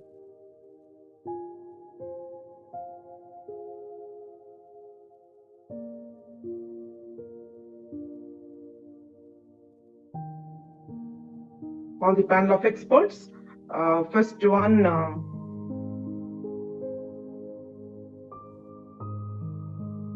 Dr. Dhanuja, professor from Sairam Engineering College from IGEN, and engineer Sai Prasanna from IGEN, Dr. Virginia Rivera, and also Dr. S.O. Ajibizi, and our esteemed host for this G20 International Youth Cabinet, Madam Ermina India. Thank you, ma'am. Thank you so much. Yes. Thank you. Yeah, thank you, ma'am. Thank you. So you also can join the panel today if you're going to be there for the session. So we welcome you, Dr. Kavita, to be there in the panel of judges as well. Thank you. Yeah, Thanks for thank being you. here with us, ma'am. Thank you so much. It's always a pleasure having you here amidst us. So on that note, may I take a couple of minutes to introduce our host for the day, because as Madam was mentioning, Ms. Ermina is not able to make it. So in that note, we have Ms. Krupashini Jayakumar. Ms. Krupashini Jayakumar. Yes, ma'am. Hi. Welcome and good evening. So you can introduce yourself in a couple of sentences, and then we can just move ahead with the session. Thank you. Yeah, thank you. Thank you so much for making me the host today. I'm a South Indian. I'm Krupashini. And the special thing about me is I'm a multilingualist. I deal with European and Indian languages. So I speak, I train, I interpret, and I translate. So this is what I do. And I'm glad to be a part of this. So I hope I'll be continuing with your further meetings. Thank you. Thank you. Thank you, Ms. Krupashini. And thank you, Dr. Virginia, for that wonderful start. I think we will go ahead with the session now. So we'll be calling up, we'll be inviting the first speaker to talk on the first pointer. So over to Madam Krupashini. Thank you so much. Okay, a warm welcome and good evening to all. So the first session talk is about the global upsurge of food and water safety. And regarding this, I invite Ms. Shvatmika, who is a student. She's doing BTech Biotechnology in Dr. MGR Educational and Research Institute, a partner representative of IGEN. Ms. Shvatmika, we would like to hear from you about today's topic. Thank you. I hope Ms. Shvatmika is available. Yes. Ms. Shvatmika, are you ready? Please. Yeah, ma'am. Yes. Please go ahead. Thank you so much. Thank you, ma'am.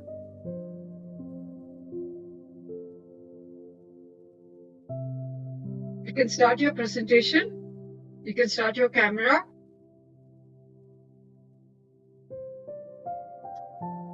Good evening to everyone present here. I am Shivatmika from Dr. MGR Educational and Research Institute. I am here to present on the global upsurge of food and water supply. I hope my presentation is visible to everyone. It's not visible. You have to share screen. Have you pressed the green button, dear? Shivatmika? The green share screen button.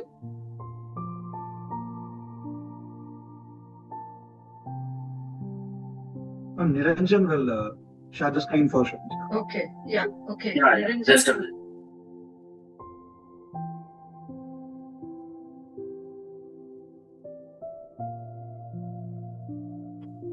Yeah, Shvatmika, go ahead.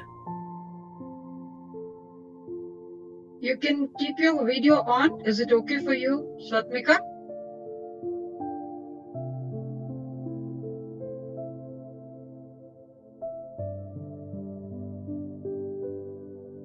we haven't lost her.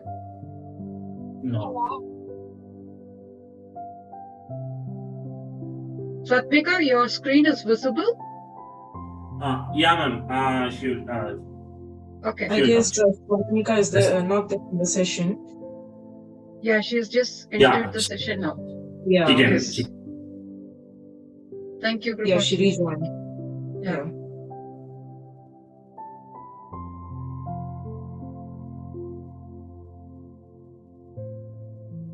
Yes, Swatmika?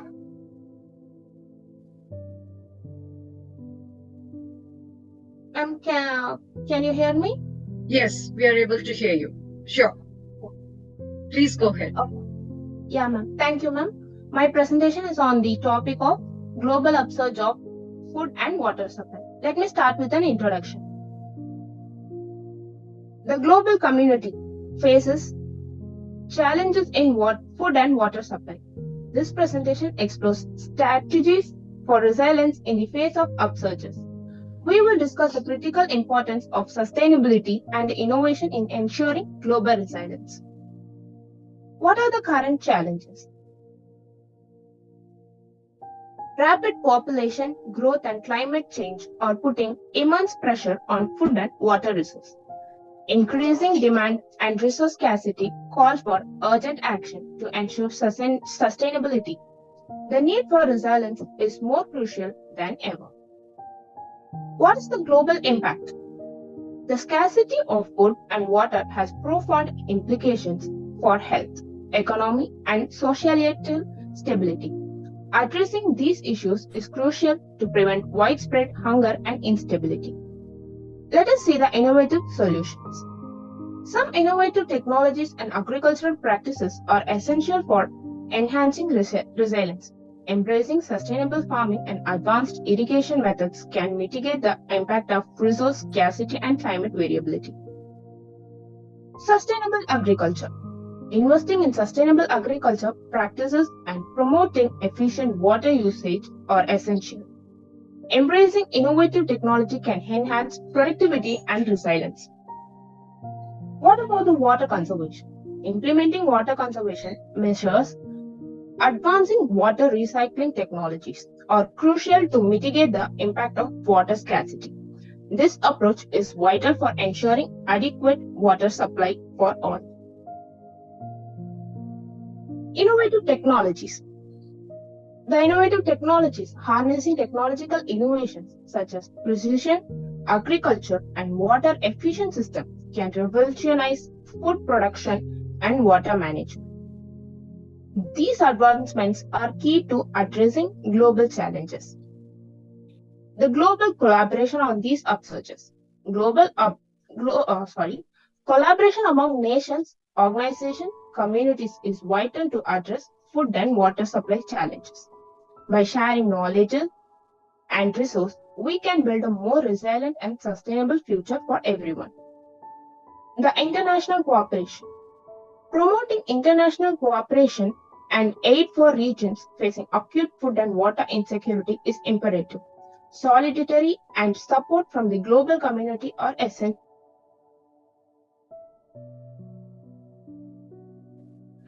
Community empowerment. Empowering local communities through education and resource management initiatives is pivotal in ensuring sustainable access to food and water. Community engagement fosters resilience and self-reliance. Policy implications on the upsurge of food and water supply. Effective policies and regulation play a crucial role in ensuring resilience in food and water supply. Governments must prioritize sustainability and invest in infrastructural development to address these pressing challenges. Let me end it with a conclusion. Navigating the upsurge in food and water supply requires a concentrated effort towards innovative solutions and fostering global collaboration. We can overcome these challenges and ensure a secure future for generations to overcome. It is our collective responsibility to take decisive action to ensure food and water security for all. By embracing innovation, collaboration, and sustainable practices, we can overcome the challenges posed by the global upheaval. Thank you for the opportunity. Thank you, ma'am. Thank you, Shivatmika. That was a wonderful start and very insightful indeed, where you had mentioned about the criticalities of not following those directives which were given by UNESCO.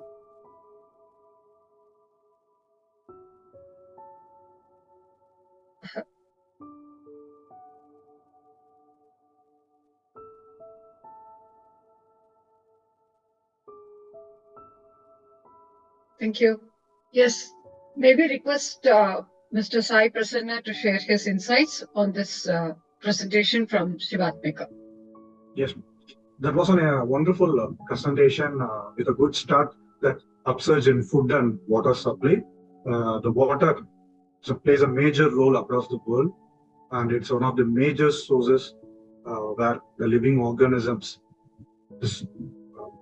You have mentioned the challenges like rapid growth, population growth, climate changes, pressure on food and water resources, and also the global impact like scarcity of food and water in major countries.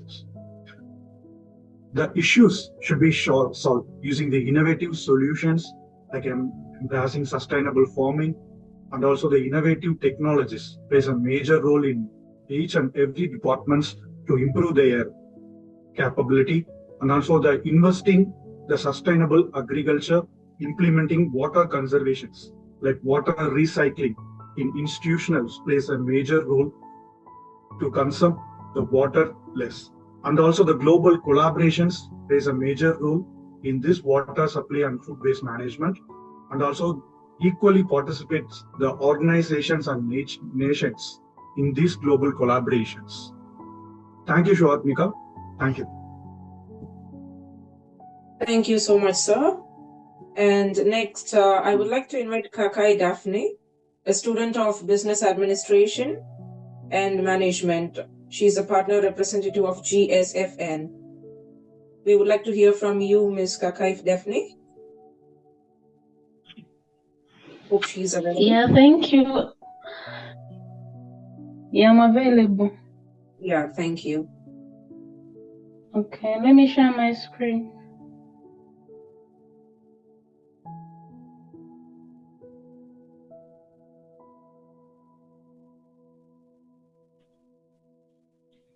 Hope you're all seeing my screen.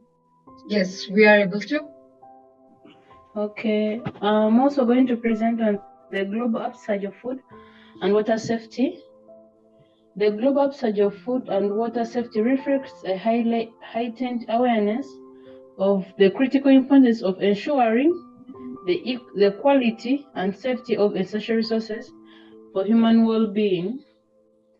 Then there are several factors that contribute to this upsurge. You have the public health concerns, growing concerns about foodborne illness and waterborne diseases have underscored the need for strengthened safety measures to protect public health. Then the other point, you have got the increased globalization. The interconnections of global food and water supply chains necessitates comprehensive safety standards to address challenges related to production, transportation, and distribution. Then the other point, you've got the climate change impact. Changes in climate patterns can affect water quality and impact food production. The need to adapt to these changes emphasizes the importance of safety protocols in the face of evolving environmental conditions. In this condition, like the climate affects the upsurge of food and water. Like some areas, for example, this one in Africa, some parts are too dry, like they're affected by drought. So there's less food supply and water supply. Then we have got the other. Hello? Excuse okay, we me, got the other people can mute yourself. Thank you. Pardon? Yeah, you may continue. Yeah, Ms. Okay, Kakai, we you have may the continue. Yeah. Okay, I have the technological advancements. Advancements in technology have facilitated more accurate and rapid testing methods, allowing for better monitoring and detection of contaminants in the food and water. So the use of some technologies has enabled people to access good food and water, like to test if the food is worthy being eaten by the people, and the water purification things like medications that has come into like in the form of technology advancements. Then we have the regulatory emphasis. Governments and international organizations have strengthened regulations and guidelines to ensure the safety of food and water. Compliance with these standards is increasingly prioritized. Then we go to the other slide of challenges associated with achieving and maintaining global food and water safety. We have the lack of infrastructure. In many regions, inadequate infrastructure for water and treatment and food processing contributes to contamination risks. Limited access to clean water and sanitation facilities further exacerbates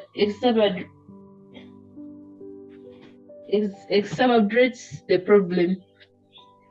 Then you have the other points of poor regulatory oversight. In some areas, weak regulatory frameworks or insufficient enforcement of existing regulations may lead to unsafe practices in food production, distribution, and water management. Like in case there are poor regulations, like they do not mind about, in some areas, people do not mind about the safety of water and food, so there's high rate of getting contaminated food and contaminated water since there's low regulations for safe food and water. Then we have the globalization and supply chain complexity. The complexity of global food supply chains makes it challenging to trace and monitor the origin of food products, increasing the risk of contamination and the spread of foodborne illness. Then we have the climate change impact. Climate change related factors such as extreme weather events, altered precipitation patterns, and rising temperatures can affect the safety of both food and water sources, leading to increased vulnerabilities. Then my last slide is on the initiatives. Initiatives aim to improve food and water safety in developing countries. We have the capacity building and training. The objective is enhance the skills and knowledge of farmers, food handlers, and water management personnel. The activities that are to be done is to conduct training programs on safe agriculture practices, food processing, and water management to improve overall safety. Then we have the other point of community education and awareness. The objective is increase awareness among communities about the safe food and water practices. The activities to be done is to implement educational campaigns, workshops, and community outreach programs to inform people about hygiene, safe food handling, and the importance of clean water. Then the other point we have got the improved agricultural practices. The objective is promote sustainable and safe agricultural methods, in which the activities will be introduce organic farming, integrate pest management, and other sustainable practices that reduce the need of harmful pesticides and chemicals. Then last but not least, we have access to clean water. The objective is to ensure communities have reliable access to safe drinking water. The activities to be done is to invest in water infrastructure such as wells, boreholes, and water treatment systems to provide communities with access to clean and safe water sources. Thank you so much for the time. That's my presentation. Thank you, Ms. Kakai. Ms. Kripashni, with your permission, may I take this opportunity to summarize what Ms. Kakain was presenting, because we don't Yeah, have sure, Dr. sure. Adivizi here. Thank you. Oh, please go ahead, ma'am. Yeah. Yeah, so the global upsurge of food and water safety refers actually to increased awareness and efforts worldwide efforts to ensure safety and quality of food and water supplies. Thank you, Ms. Kavain. You are very crisp and precise in your presentation, where it talked about the upsurge which is driven by the various factors, including growing concerns of public health, environmental sustainability, and the need to address the challenges that are posed by the rapidly growing global population, especially in the vulnerable countries. So, as it was mentioned during the previous presentation, and also along with Ms. Kakain, so there are several key aspects which contribute to the global upsurge, and thanks for some of the mention with Kakain, that the public health concerns that she has mentioned, and the globalization of the food supply chains. I think that's a key thing that everybody should think about, and ensuring that the products meet certain quality and safety criteria before reaching it to the consumers. You know, like having clean water and basically water being available for people, and also the water that is available is clean water. So moving ahead, like related and other factors which contribute to it, there's the technological advancements that we cannot, compromise upon, and also the climatic change and the environmental concerns which contribute more to it in terms of water resources and agricultural practices, extreme weather conditions, depending upon the localization, and also the precipitation patterns with the rising temperature that can impact the quality and the availability of the both food and water. And definitely, as Ms. Kakayan has requested, a holistic approach that will consider the environmental sustainability alongside of food and water safety should be in place as regulatory measures. So hope our government and the international bodies are implementing and enforcing those stricter regulations to ensure the food and water available to all. So definitely, I think these voices will be heard exactly where it has to be heard, and we'll be able to take it further. Thank you, Mr. Kakain. That was wonderful having you. That was a very brilliant presentation. Thank you. Thank you so much for your words, Madam Dr. Srividhya. So we are going to continue with the same topic, the global upsurge of food and water safety, with our next speaker, Sai Shrishti V. She is a student of Kendra Vidyalaya, awardee of Best Project Award in Automation category, National and International Project Expo. As already Dr. Srividhya Madam told, she is very much excited about her. She's a small girl who is going to represent here. So you're welcome, and you can start your presentation. Sai Shrishti, hope you're available.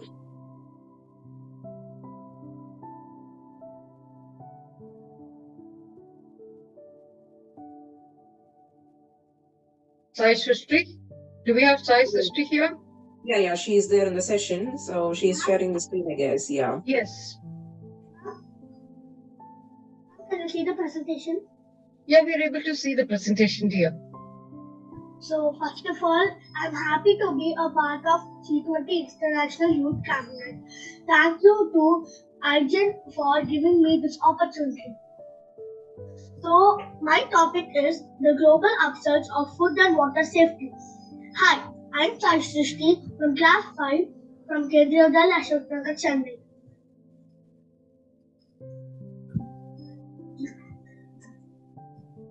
My topic is aligned with SDG goals number 3, good health and well-being, and number 6, clean water and sanitation. Introduction. The present scenario demands food and water measures for good health and hygiene. Hygiene and other parameters linked with food and safety have earned considerable attention. This upsurge will continue in the upcoming years. Contaminated food and water are major cause for malnutrition, particularly in children. objective of food safety to control the production, processing, and distribution process at all relevant levels of the food chain, to prevent illness by focusing food manufacturing attentions and activities on preventing or minimizing exposure of the consumer to pathogens, to provide consumer protection and ensure that all foods during production, handling, storage, processing, and distribution are safe, wholesome, and fit for human consumption.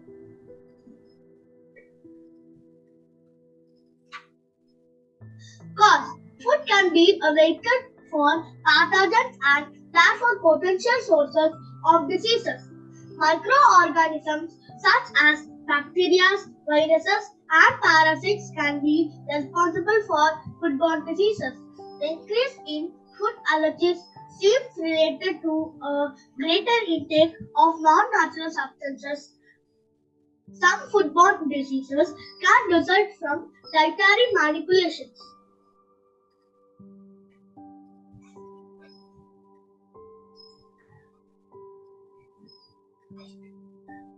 The process. Keys to safer food are keep clean, separate raw and cooked food, cook thoroughly, keep food at safe temperatures, use safe water and raw materials, store food in suitable covered containers, keep high-risk food at 5 degrees Celsius or below or above 60 degrees Celsius to avoid the temperature danger zone and food poisoning. Avoid refreezing thawed food. Check and observe the use-by date on food products. Take special care with high-risk food.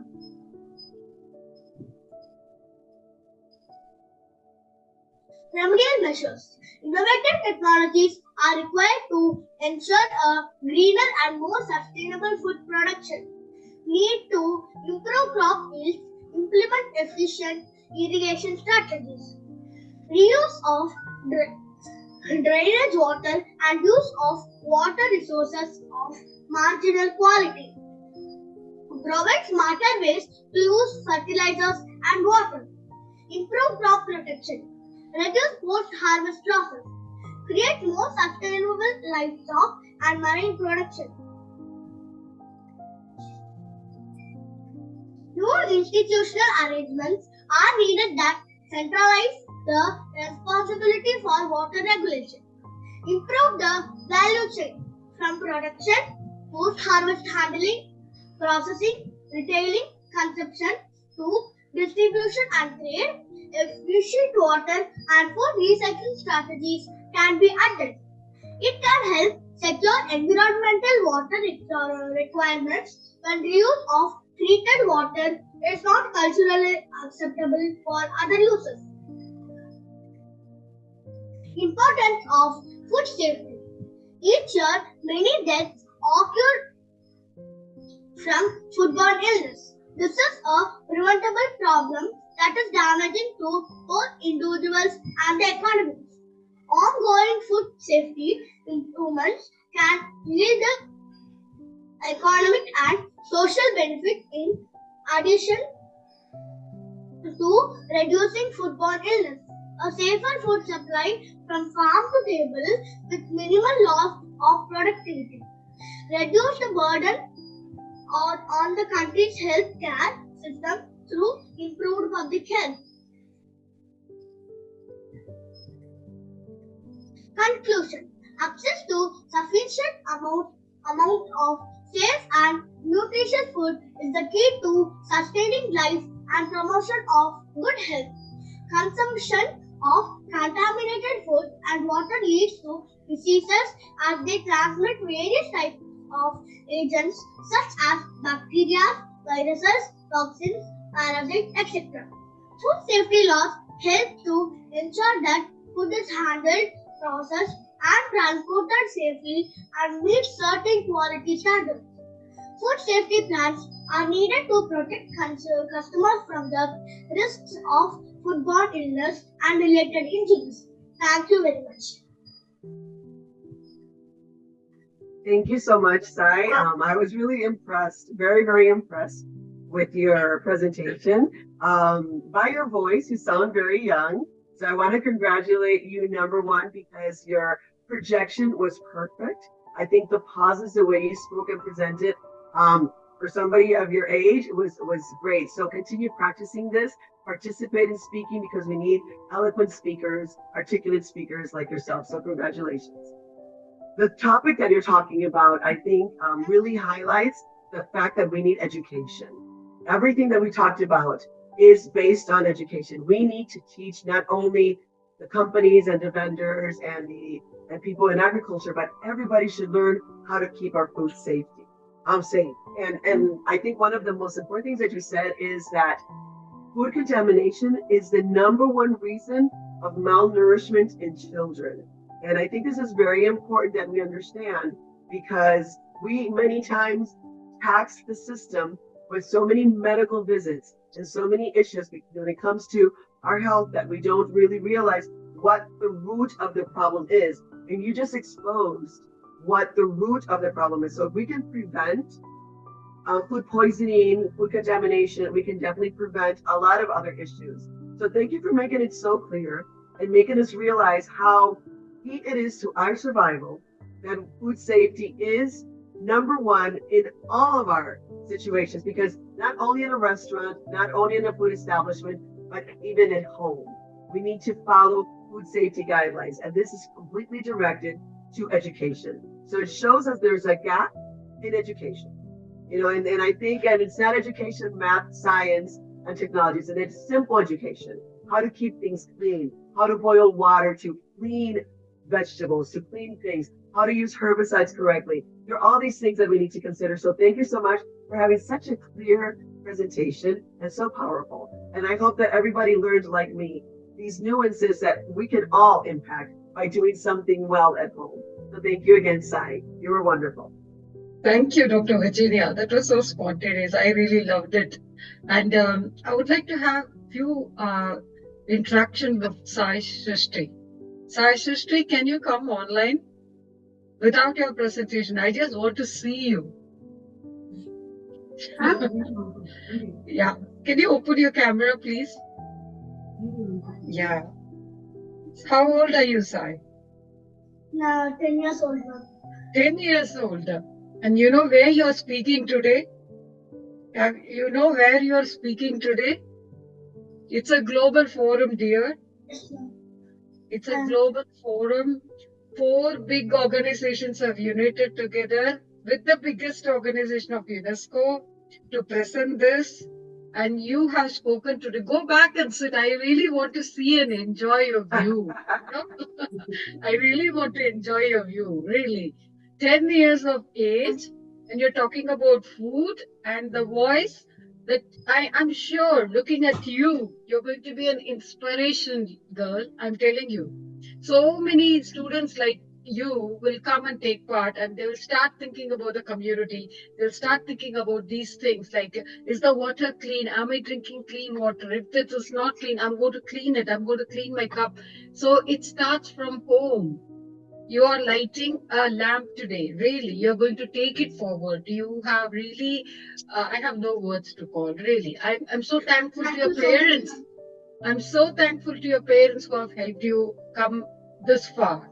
Really, I'm sure I saw your mom working together with you in helping you in presentation. Thank you. Thank you so much, madam.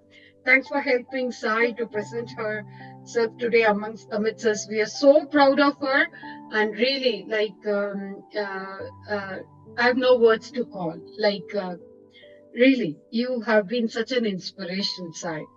Thank you. Thank you for taking part. And as Dr. Virginia has mentioned, it was so insightful. And seriously, everybody is congratulating you, and you are a trailblazer. You know how people run in the for running race? Like, have you seen the relay race? They'll take a torch and go around, and they will just reach to the final point. Like that, you're taking a lead today. You're a torch bearer.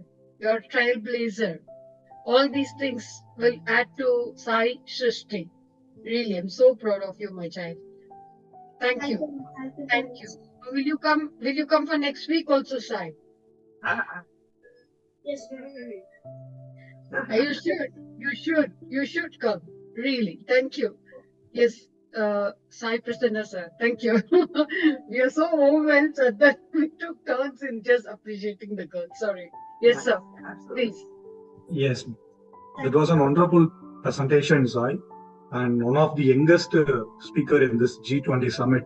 Still now we have faced only youth, and you have a little one to present today to this food safety and water safety. A wonderful topic which the youth and youngster like you, the child like you, should encourage this kind of opportunities. And before I summarize, I thank the G20 for organizing such an event to the students to explore their presentation on various topics in this platform. As you mentioned, when it comes to food and water safety, the contaminated food and water used plays a major role in malnutrition.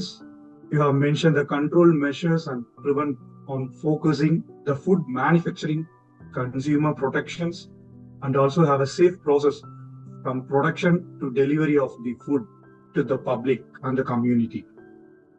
And the causes due to this, like microorganisms, bacteria, viruses, and foodborne diseases are increasing day by day to the children. The main thing is the process, the how we have to prepare the food safety.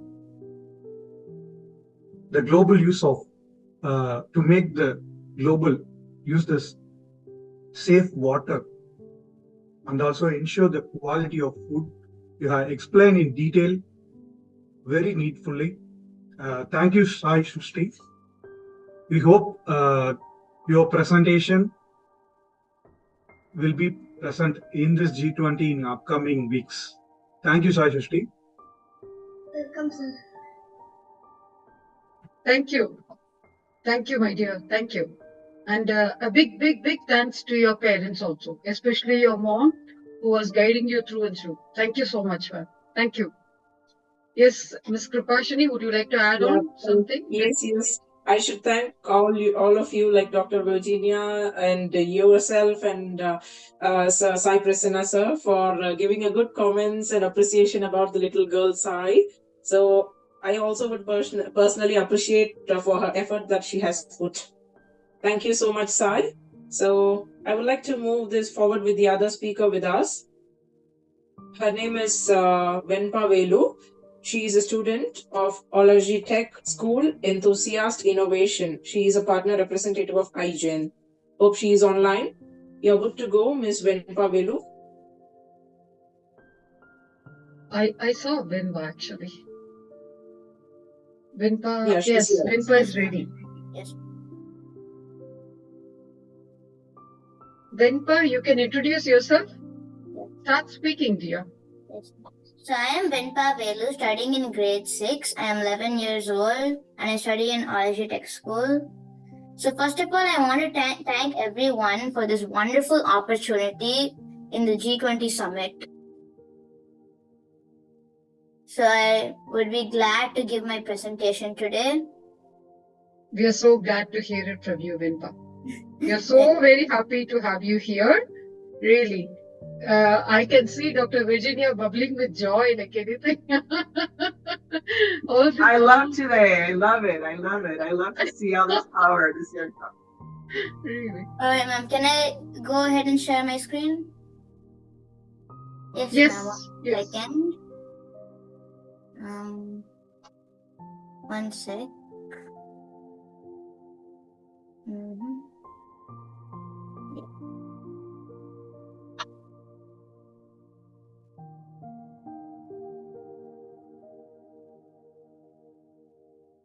Hello everyone, my name is Venpa Velu, studying in grade 6 from OWOH Tech School, and today I am going to speak on the topic, the global upsurge on food and water safety.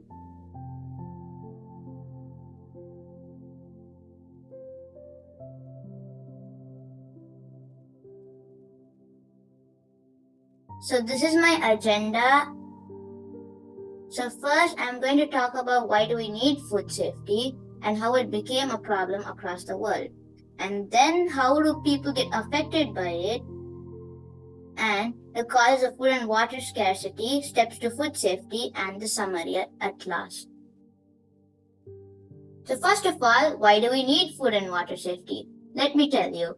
Access to sufficient amounts of safe and nutritious food is key to sustaining life and promoting good health.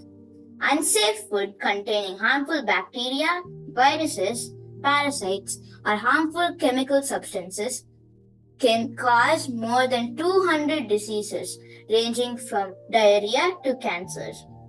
So it is really important to have food and water safety all over the world. But how did it become a problem across the world? Globalization has triggered growing consumer demand for a wider variety of foods, resulting in an increasingly complex and longer global food chain. Climate change is also predicted to impact food safety. These challenges put greater responsibility on food producers and handlers to ensure food safety. New challenges to food safety will continue to emerge, largely because of changes in our food production and supply, including more imported foods, new and emerging bacteria, toxins, and antimicrobial resistance. Foodborne illnesses can not only result in mortality but can damage trade and tourism, leading to loss of earnings, unemployment, and litigation, and can thus impede economic growth. And therefore, food safety and quality have gained worldwide significance. How does the lack of food and water safety affect people? Contaminated water and food are major causes of malnutrition and mortality in the developing world, particularly among children. Infants are most vulnerable to diarrheal illnesses when introduced to fluids and foods as they are weaned from breastfeeding to a mixed diet. The World Health Organization states that food safety, nutrition, and food security are inextricably linked. A lack of safe food creates a vicious cycle of disease and malnutrition, which overburdens public health services, disrupts social and economic progress, and detracts from the quality of life. Causes of food and water scarcity. Droughts, forest fires, heavy precipitation, reduced freshwater access, and rising sea levels will have an impact on food systems, which are the source. Furthermore, in Africa, a combination of climate change and military conflict has exacerbated the problem of child hunger. Typically, a food shortage happens because of production issues where not enough food is grown or imported to meet a population's energy and nutrient requirements. Water scarcity can be caused due to climate change, natural calamities such as droughts and floods, increased human consumption, overuse and wastage of water, a global rise in freshwater demand, and overuse of aquifers and its consistent slow recharge. So how can we maintain food safety in our home itself? So there are 4 main steps to maintain food safety that you can follow in your house. They are clean, separate, cook, and chill. Clean tells us to wash our hands before handling our food, and separate tells us to keep the plant products away from the meat products, and cook tells us to cook it to the right amount to make it perfect, and chill tells us to store our food safe so that no bacterial growth can occur. So that is the end of my presentation, and we are at last reached the summary. One of the most fundamental aspects of environmental public health is maintaining high standards of quality and care for our food and water sources. Consumers rely on safe food at home and in the retail environment, so food safety inspections are key to ensuring adequate food safety. So it is very important to make food and water safe for everyone and also for the living mankind. I once again thank you for this wonderful opportunity. Thank you so much. Wow. Thank you. Yes, Dr. Virginia. I am loving today. I'm loving this youth, the power that, that we can see how education really impacts, and definitely what you do, Dr. Srividhya, to bring this talent forward, to actually let them know and recognize that they have power within their words and what they can do. I love seeing an 11-year-old with this amount of brain power, this confidence. And you know what? And I always say that she may be afraid because she spoke beautifully. She speaks like you and me and everybody here. But Exactly. even when you're afraid, you learn to do it even when you're afraid. So I want to commend you, Vemba, because you were so eloquent again and paused, and I'm really amazed at how well your oratory skills are. And I think that shows that early education is really what we really need, and having parents involved and teachers. The topic I think is really important, and I don't think we speak enough about food safety, especially because food safety not only affects us, it affects economic growth. And you said it poignantly in one of your slides. It doesn't just affect the food production or the fact that we have access to food. It affects economic growth for a country, because if something affects us like E. coli or some type of epidemic that comes from a foodborne illness, that will stop trade. It will stop tourism. There's so many things that are impacted when we don't take care of food correctly. Also, climate change, you also showed how really impacts water scarcity. And if we don't have water, we don't have food. And both things, water and food, are essential for human survival. So definitely your presentation was very, very succinct. It was precise. I think you used some words that I hope that you look into the dictionary and see what they mean, because I think that having an expanding vocabulary is important. And I saw like 4 or 5 words that are not of your age group, and I am happy that you included them and you find them. But definitely thank you for sharing the importance of food safety at home, but also in production and also in the commercial environment. So thank you. It was very, very good. Congratulations. Thank you, ma'am. Thank you Thank so you. much. Thank you. Venba, who is called a leader, A leader always knows the way and shows the way. And I like the way you said, I'm going to share my presentation. You didn't need any support. You are doing it yourself. That shows that you are definitely a leader in the making, that you are able to carry it forward and you're able to do it all by yourself because you know it. So confidently you spoke, and all the content, I'm sure like others must have helped you in just developing such a content. And really, that's fabulous. That's really amazing to see young leaders, young students like you coming more and more. And next week that you should bring more friends of yours to come and take part in this global forum. Really, it's amazing to have you. And your insights, as Dr. Virginia is mentioning, yes, it's the same thing. I really don't want to repeat the same thing, but it was fabulous, and you had almost covered all the points. And also, you didn't fail to place a request saying that this is what each one of us should do. And as you rightly mentioned, charity begins at home. Anything that we want to bring the change should begin in ourselves. So definitely, we all will try and follow it. Definitely, yes. Mr. Prasanna, please. Yes. Thank you, Venba, for your presentation. Thank Today's you. gathering is fulfilled, I think, because we have united here to why do we need food and water safety. She has explained clearly. So this is what we are wanted to present in this platform. You have mentioned the global problems in food safety, the challenges in food safety, the emergence because of change in food production, the new emerging bacteria, how do we overcome those bacteria, and the vicious cycle of diseases and malnutrition explained by the World Health Organizations, the cause of food and water scarcity due to the forest fires, droughts, rising in sea level, same as for the water scarcity due to the climate changes, and also the 4 steps for a safety cook of food. You have well explained and covered the topic. Thank you, Venba. Welcome, Thank you. sir. I would like to have a mention about Dr. Kavita here. Ma'am, if you're here, or otherwise, like it was Dr. Kavita's initiative to bring students on board. Ma'am had asked like a couple of students, they are very good in talking about these topics. So can we just have them on board with us? I said, let's give them this opportunity and let's open the forum for the students as well.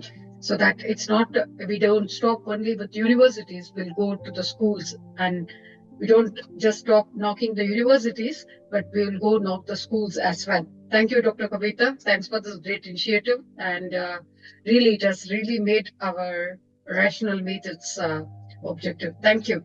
Moving ahead, like I think we should go on to the next speaker, Ms. Kripashini. Yes. Yes.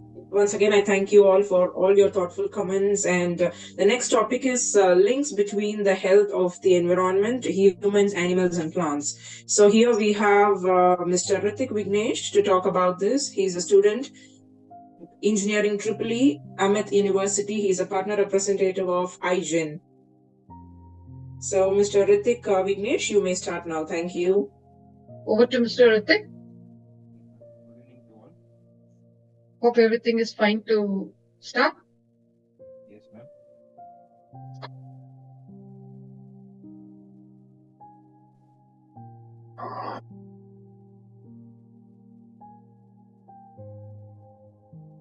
Can I start, ma'am? Yes, please. You can have your video on if it's okay for you. No, ma'am. Okay, fine. Then if this can be made into slideshow, if you can just try that. Just go to slideshow from the beginning. The fifth tab. You had shared your screen, dear.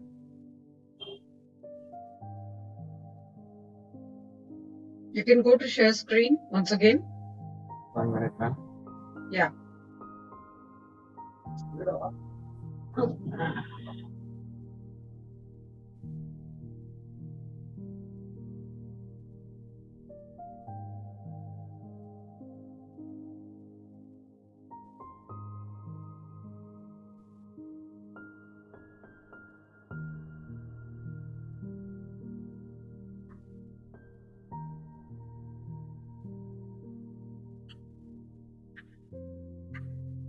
Mr. Ritik? Yes, ma'am. 1 minute, ma'am. Sorry, ma'am. It's fine.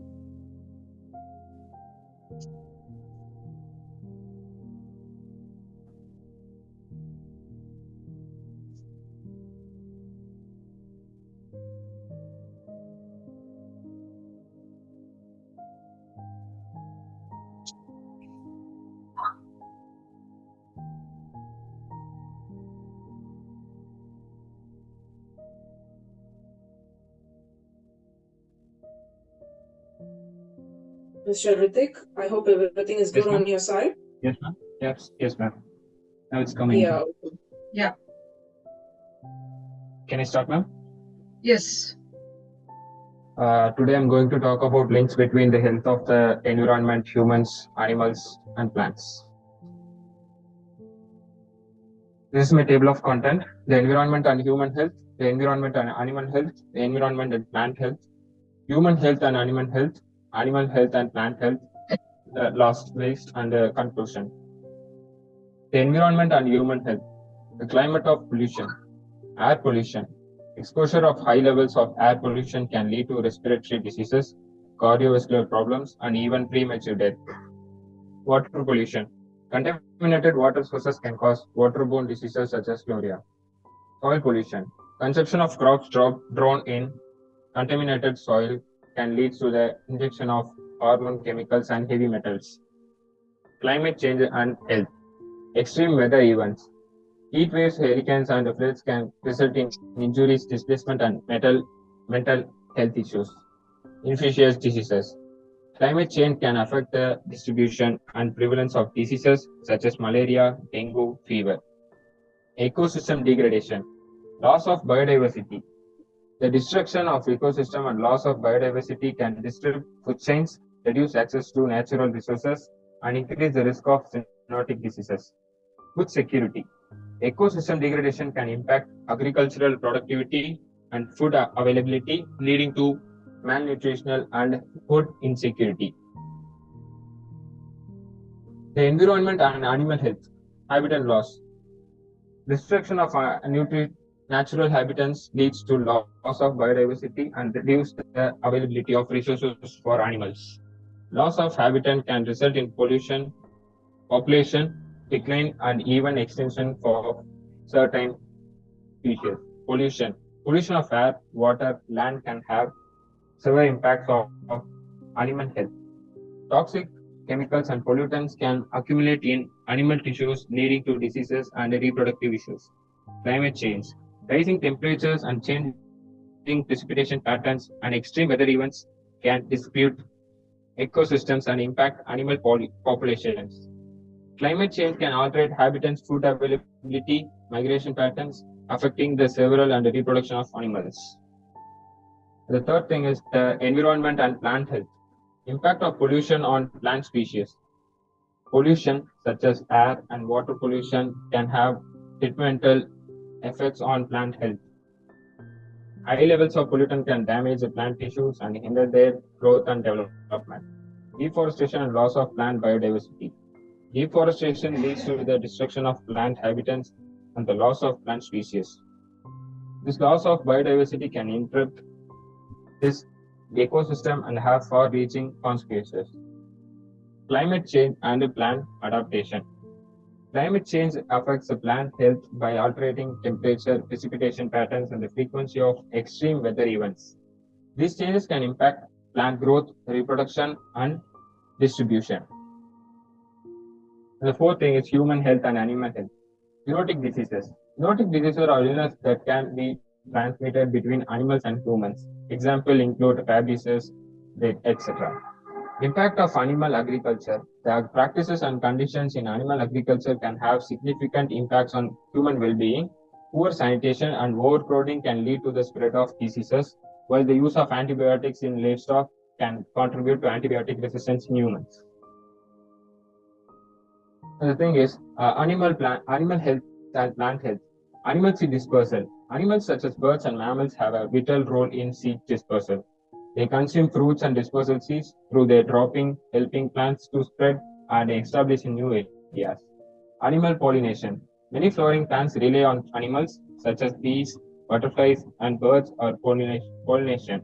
These animals transfer pollen from one flower to another, enabling fertilization and the production of seeds and fruits. And finally, conclusion. In conclusion, they integrate the interplay between the health of the environment, the well-being of humans, animals, and plants, underscores the critical need for holistic environmental stewardship. As demonstrated by numerous studies and empirical evidence, the degradation of our ecosystem directly impacts the health of all living beings, including ourselves. Pollution, habitat destruction, climate change, and biodiversity loss pose significant threats to human health, animals' welfare, and plant survival. Thank you.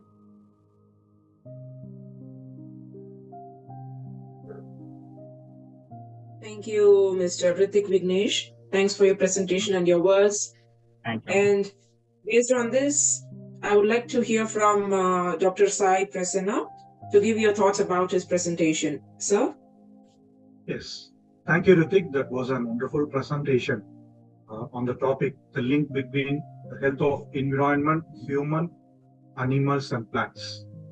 The universe is made for the human, animal, and plants combine the environment. In that environment, some challenges plays a major role to make a healthy environment, like pollution, climate changes, ecosystem degradations, like loss of biodiversity and food security. You have mentioned the main deforestation and the loss of plant biodiversity and the zoonotic diseases. The deforestation is solved by the afforestation, and the governments have taken a vital role for the afforestation process across the world to make a country more in the ecosystem degradation. So thank you, Hrithik, for your wonderful presentation on this topic. Thank you. Thank you so much, sir.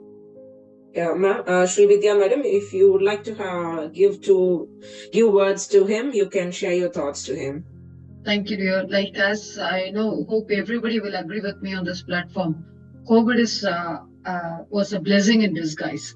And it has really created an awareness in people saying that why we need to be healthy and where is the need for it, where is sustainable health, where from it originates. It originates from self. And definitely, as Ritik was mentioning, recognizing and addressing the complexities which are involved in this interconnected links between the environment and the human health is very crucial for promoting sustainable development and safeguarding the well-being of the present and the future generation. So definitely, as he was requesting, an integrated, holistic approach has to be considered for both the environmental and health factors that are for creating a resilient and healthy communities rather. Thank you, Ritik. That was a wonderful presentation. Thank you, Ms. Kripashni.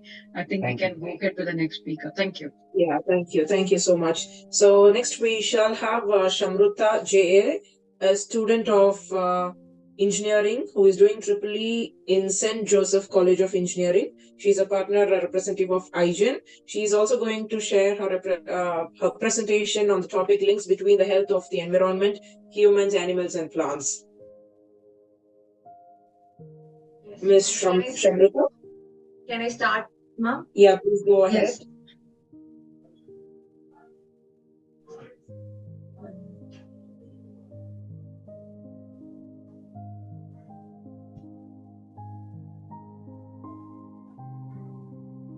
So my screen is visible now? Yes, dear. Yes. Greetings to all esteemed delegates, distinguished guests, and fellow youth representatives. I am Shamruta J.A., currently pursuing my third year student of Electrical and Electronic Engineering at St. Joseph College of Engineering, Chennai. It's my privilege to address you today on the critical topic of link between the health of the environment, humans, animals, and plants. Coming to introduction, the interconnectedness of environmental health underscores how changes in ecosystem affect human well-being and vice versa. Recognizing this relationship is essential for addressing environmental challenge and ensuring a sustainable future for both ecosystem and human population. Talking about my table of contents, my agenda includes the importance of environmental degradation, impact on human health, impact on animal species, impact on plant life, policy and regulation, global collaborative effort, and conclusion. Importance of environmental degradation. The main topics comprises here are factors contributing to environmental degradation, impact on pollution, deforestation, and climate change on ecosystem. Factors contributing to environmental degradation are pollution, deforestation, and climate change. The major impacts of them on the ecosystem are contamination of air, water, soil, harms plant and animal life, disrupting the food chain and posing health risk for humans. Deforestation is giving major loss for habitat for wildlife, disruption of ecosystem, reduction in biodiversity, and exacerbation of climate change due to reduced carbon sequestration. Climate change is disruption of ecosystem due to shifting temperature and precipitation patterns, increased frequency of natural disaster, and loss of habitat for vulnerable species. Impact of human health. The major impacts are the respiratory diseases, contaminated food sources, waterborne diseases, vector-borne diseases, and the mental health impacts. Talking about respiratory diseases, environmental degradation such as air pollution from industrial activities and vehicular emission increases the risk of respiratory disease like asthma and chronic obstructive pulmonary diseases.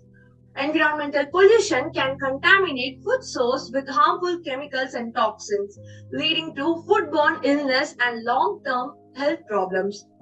Waterborne diseases includes the pollution of water source that can result in the spread of waterborne disease such as cholera, dysentery, and typhoid fever affecting the human health and well-being. Vector-borne diseases include the environmental change, such as deforestation and climate change, can alter the habitat of disease-carrying vectors such as mosquitoes and ticks. It increases the prevalence of disease such as malaria, dengue fever, and Lyme diseases. The main aspect of this is mental health impact.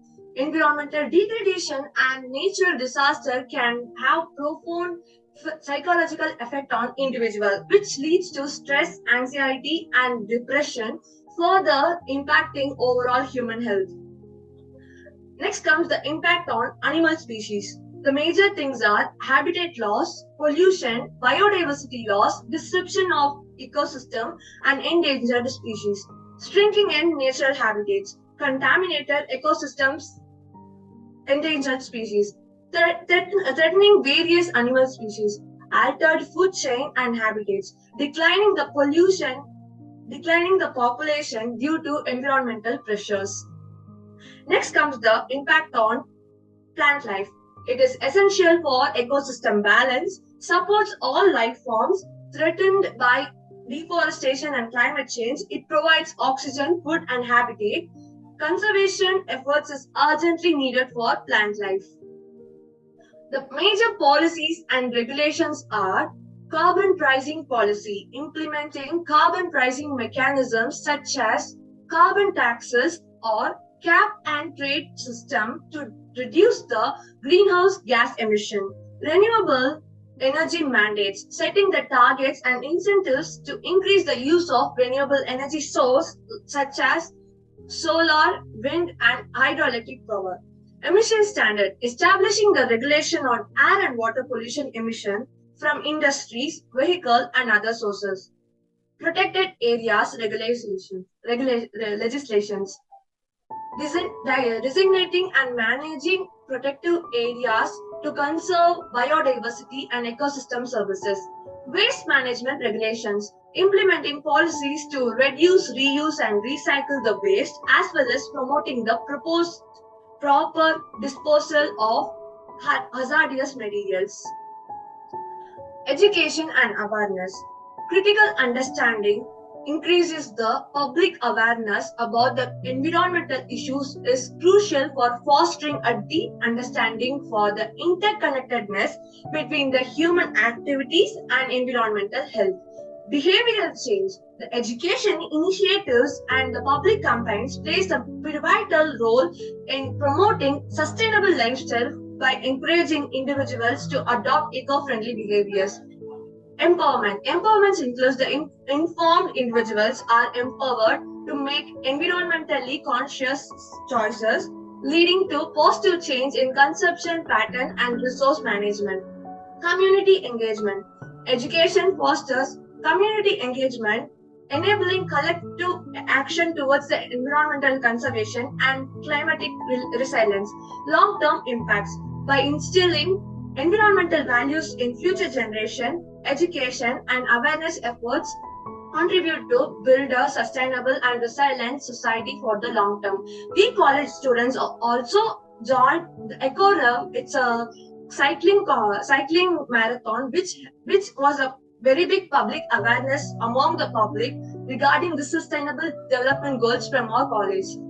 Collaborative efforts. Collaboration is essential for tackling environmental challenges effectively. Government play a major role in creating and enforcing the policies for sustainability. NGOs contribute expertise and advocacy to drive change on the environmental issue. Civil society engagement fosters community involvement and grassroots actions. Coming to conclusion, the health of the environment is indirectly linked to the well-being of humans, animals, and plants.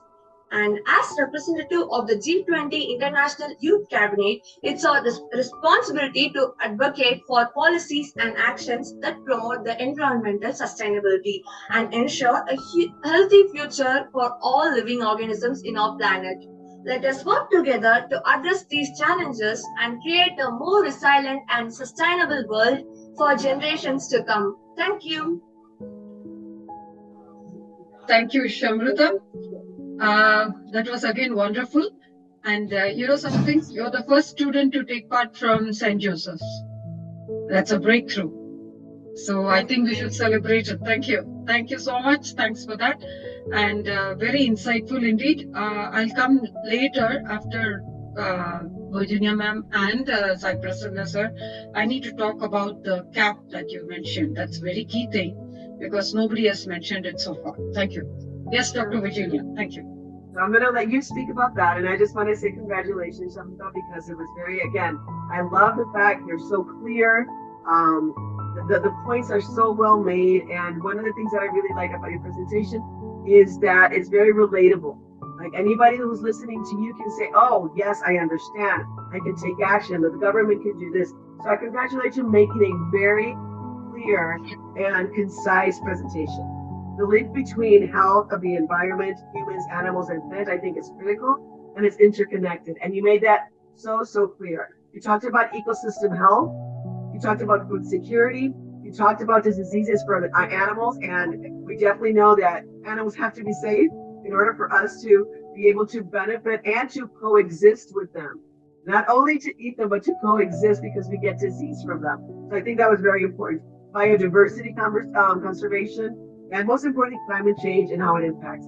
But you also spoke about how we can make a difference, how the government intertwines. So like I said, I really like the way you made your presentation flow. So I congratulate you. Continue doing such great work because what you bring to us is knowledge and it's information. And education comes from anyone and anywhere. So you're actually educating us on this and I really want to congratulate you. It was perfect. I love it. Thank you so much, ma'am. Thank you so much. Yes, Sai Prasanna sir, please. Yes, ma'am. Thank you, Srividhya. As I said, it is important to discuss, and you also mentioned the impacts of human health, animal species, and plant life. And you have mentioned the importance of environmental degradations, the factors, and also the impacts of animal species like habitat loss, biodiversity, endangered species, and also the ecosystem balance, and also the policies which we have, like the renewable energy settings, the standard emission of water pollutions from the industries, the proper disposal of hazardous waste from the industries plays a major role to make the ecosystem pure and safe for the society. The need of education and awareness in behavioral changes, community engagement, and collaborative effect you have explained in detail for tackling of environmental challenges effective manner. So thank you, Samyukta, and you have covered the main things which is coming under these topics. Thank you, Samyukta. Thank you so much, sir. Thank you so much for your answer. Thank you. And I would like to really congratulate Samyukta on one particular point that she had mentioned well, there were many takeaways as Dr. Virginia and Sai Prasanna sir were mentioning. The cap and the trade systems, which is a key thing and which is also known as the emission trading systems, which are related to the carbon market. When we're talking about the food, when we're talking about the water, and moving ahead, how it related to the market-based approaches to address the environmental issues, particularly the reduction of greenhouse gas emissions. So these systems are implemented to help to mitigate the climatic change by putting a limit. That is what a cap is all about, and the total amount of emissions that can be released by a group of entities, typically within that particular industry or a country. So setting a cap, and when you set a cap, that is done by the regulatory authorities and governments, as we all know, to allow that only this amount of emission is allowed for that particular industry and for that particular area or the locality. And the goal of achieving it, and it is being monitored. So that's what is the key thing is all about. When we in this whole process, what is another thing which is more related and which becomes a hurdle every time is the allocation of allowances to handle this. So the right to emit certain amount of greenhouse, and how to maintain, monitor these historical emissions into the industry benefits and the benchmarks is another thing. And when it comes to that, the compliancy factor and the monitoring part of it, which non-compliance always leads to the penalties as such, and which is a key thing which is to be adopted for economic efficiency, thereby flexibility, and incorporating innovative incentives where she was keen enough to mention about the awareness and the knowledge sharing, which is a key thing which has to be taken forward in the global collaboration. And it was a fabulous. It had all the enforcement measures of all the compliancy factors which are involved in this process. So thank you so much. She did not mention about or any confined to any particular country. She just kept it open and common for which is quite applicable for everyone as such. Thank you so much. That was a brilliant presentation. Thank you, Dr. Virginia. Thank you, Dr. Prasanna, sir. Thank you so much. And thanks for this big entry for the St. Joseph Engineering College. Really, my feet is just not on the floor. I'm just so happy that we are gaining entry into every single university and every single college and the education institution involved. Thank you. Thank you so much. Thank you so much. Thank you so much. Thank you so much, Shamruta, and all the other speakers that have done already. And thanks for your comments and the thoughts, Madam Dr. Srividhya, Dr. Virginia, and Dr. Sai Prasanna. So we are going ahead with the other session talk.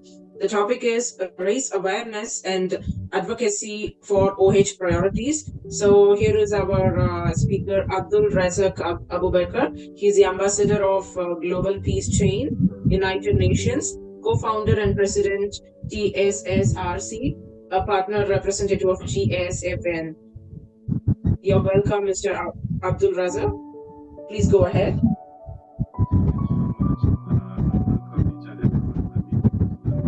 Your voice is very low. I say I welcome each and everyone, and permit me to take this on a simple already established. And secondly, I have shared my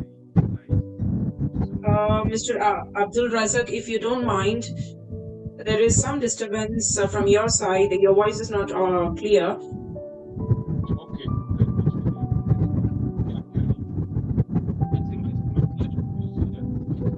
Yeah, there's a breeze around you, I guess. Can you please adjust?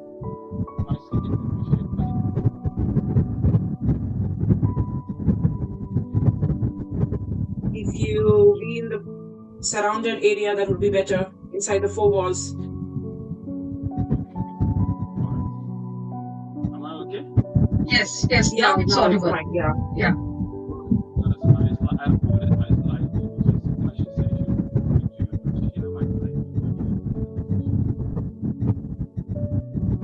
Mr. Abdul Razak, I'm so sorry again, your voice is not clear.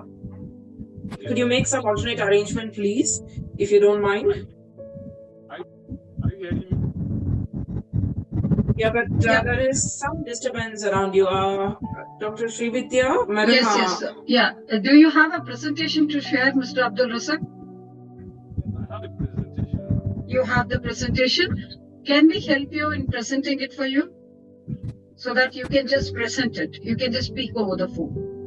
We'll present the slides for you. Is that okay? Can you please share your presentation in the chat box? Okay, chat box? In the chat box? Okay, no problem. Yeah. So by the time, we will definitely come back to Mr. Abdul Razak. Let him share the presentation and we will download it for presentation. He has opened it. Okay. So I hope we shall move with the other next person. speaker. By the time we'll be ready with Mr. Yeah. Okay, fine. So Mr. Abdul Razak will be back in a while. We'll continue with the next session talk. The topic is increasing participation of women and youth in agro-food chains. So here we have Roshni J. She's a student, engineering student of EEE, a volunteer of IGEN, partner representation of IGEN as well. So, Ms. Roshni J, you may share your screen and go ahead, yeah, please. Yeah, I'm sure. Yeah, okay. And meanwhile, Mr. Abdul Razak, please share your presentation to one of our, in the chat, so that you'll be the next speaker here. Actually, I'm getting some interruptions, like something like a noise. Yeah. I think we need to mute Mr. Abdul Razak for some time because, Roshni, one second. I have muted him. Okay. Yeah, thank you. Okay, Roshni, can you please start my presentation? Yes. Yeah, ma'am. I'll share my presentation.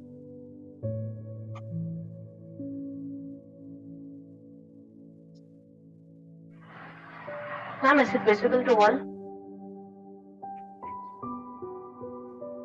Not visible. It's loading, dear. Okay, ma'am. Just give me a few seconds, ma'am. It will be visible.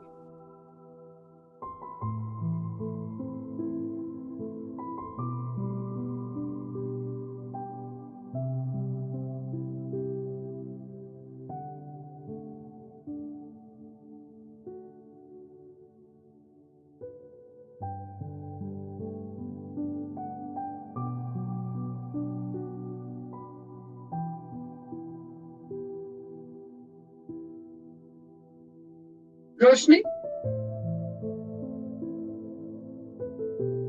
Mr. Abdul Razak, I've got the presentation. I'll run it for you after Ms. Roshni's. Ms. Roshni, are you here with us? Yes, ma'am, I'm here. Okay, so you can introduce yourself. Actually, it's taking some time to load. Just no wait issues. It happens. It happens.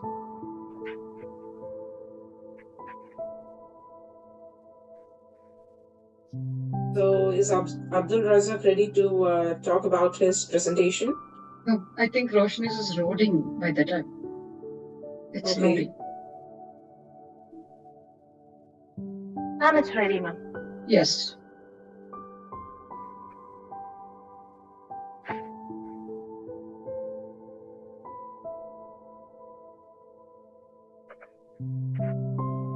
So before my presentation is getting loading, I'll start to introduce myself. So a warm welcome to the aspiring people of G20 here. This is me, Roshni, from Srividhya Engineering College, a volunteer of IGEN and representing from Tamil Nadu, India. So, is the screen visible now? You haven't started your presentation. It's showing your chat. Please wait a minute. Please wait a minute. I'm having lots of network issues, so there's a lag in between my presentation till you're visible. You want to share it in the chat box? We'll present it for you.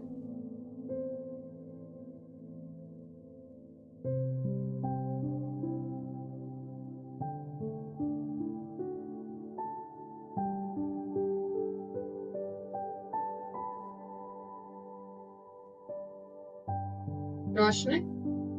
Maybe we can start first. Ma'am, please wait a minute. Yeah.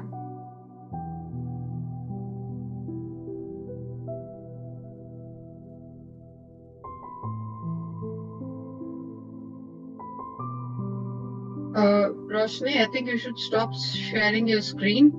Ma'am, 1 minute, ma'am. No problem. No problem. Just download this. It is not downloaded. You will not be able to present it from the chat box, Roshni. You need to download this.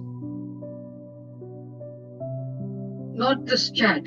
Can you go up, go to the presentation, download it? Yeah, ma'am. Wait a minute. Actually, my thing for me, ma'am. That's her thing. No issues. We'll do one thing. Roshni, I give you two options. I'll share it myself, ma'am. Please wait a few seconds. I'll share it by myself. Okay, fine. Yeah, okay.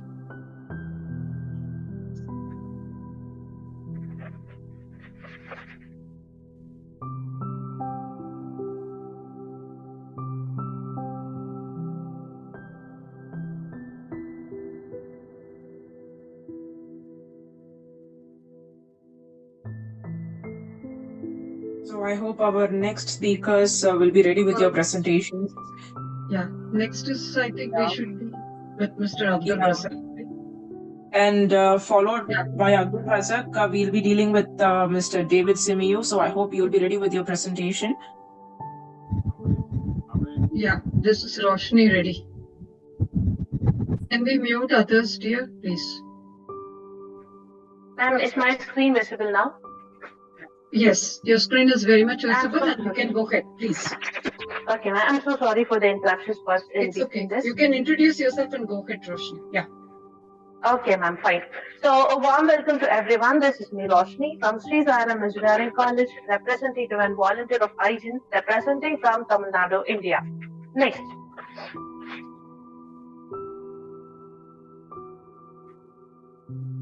Is the next slide moving, ma'am? Yes. Yeah, okay. So actually the topic is increasing participation of women and youth in the agro-food chains. So next. So before going into learning about how kind of participation like women and youth are giving in this industry, first of all, let us know what is agro-food chain. So the agro-food chains industry, also sometimes called the agri-food sector, encompasses everything involved in getting food from the farm to your table.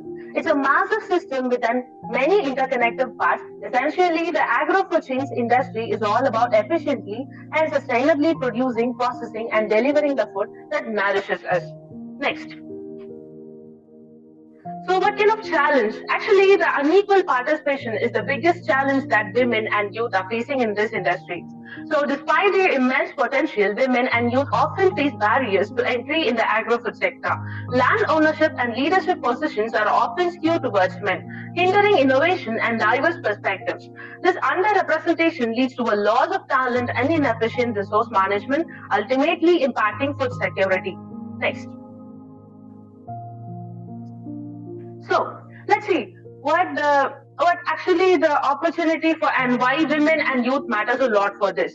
So the women and youth are brimming with ideas and the drive to make a difference. They are more likely to embrace new technologies, explore alternative markets, and prioritize sustainable practices. Their participation can lead to significant improvements in farm productivity and contribute to a more secure food system for future generations. Next. So upcoming thing is the strategies which we have to increase for the participation. To unlock their potential, we need to provide women and youth with the necessary tools. This includes facilitating access to land, financial resources, and essential training programs.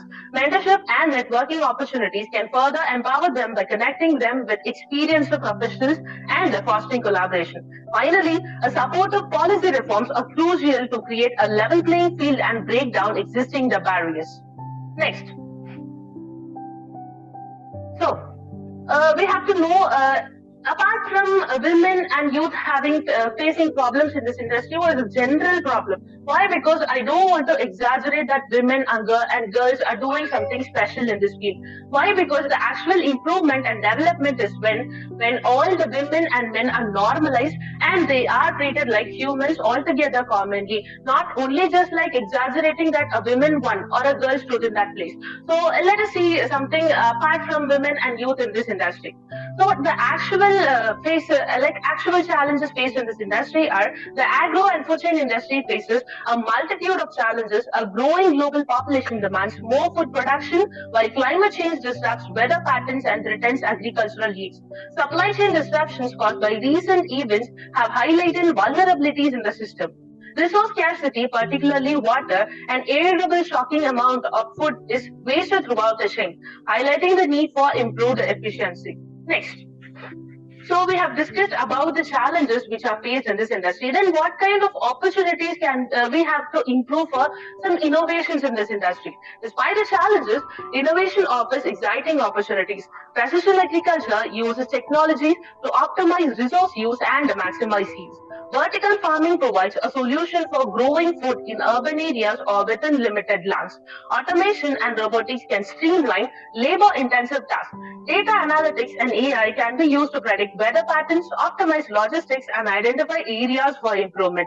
Blockchain technology can ensure food traceability and safety. Finally, sustainable packaging solutions can reduce waste and environmental impact.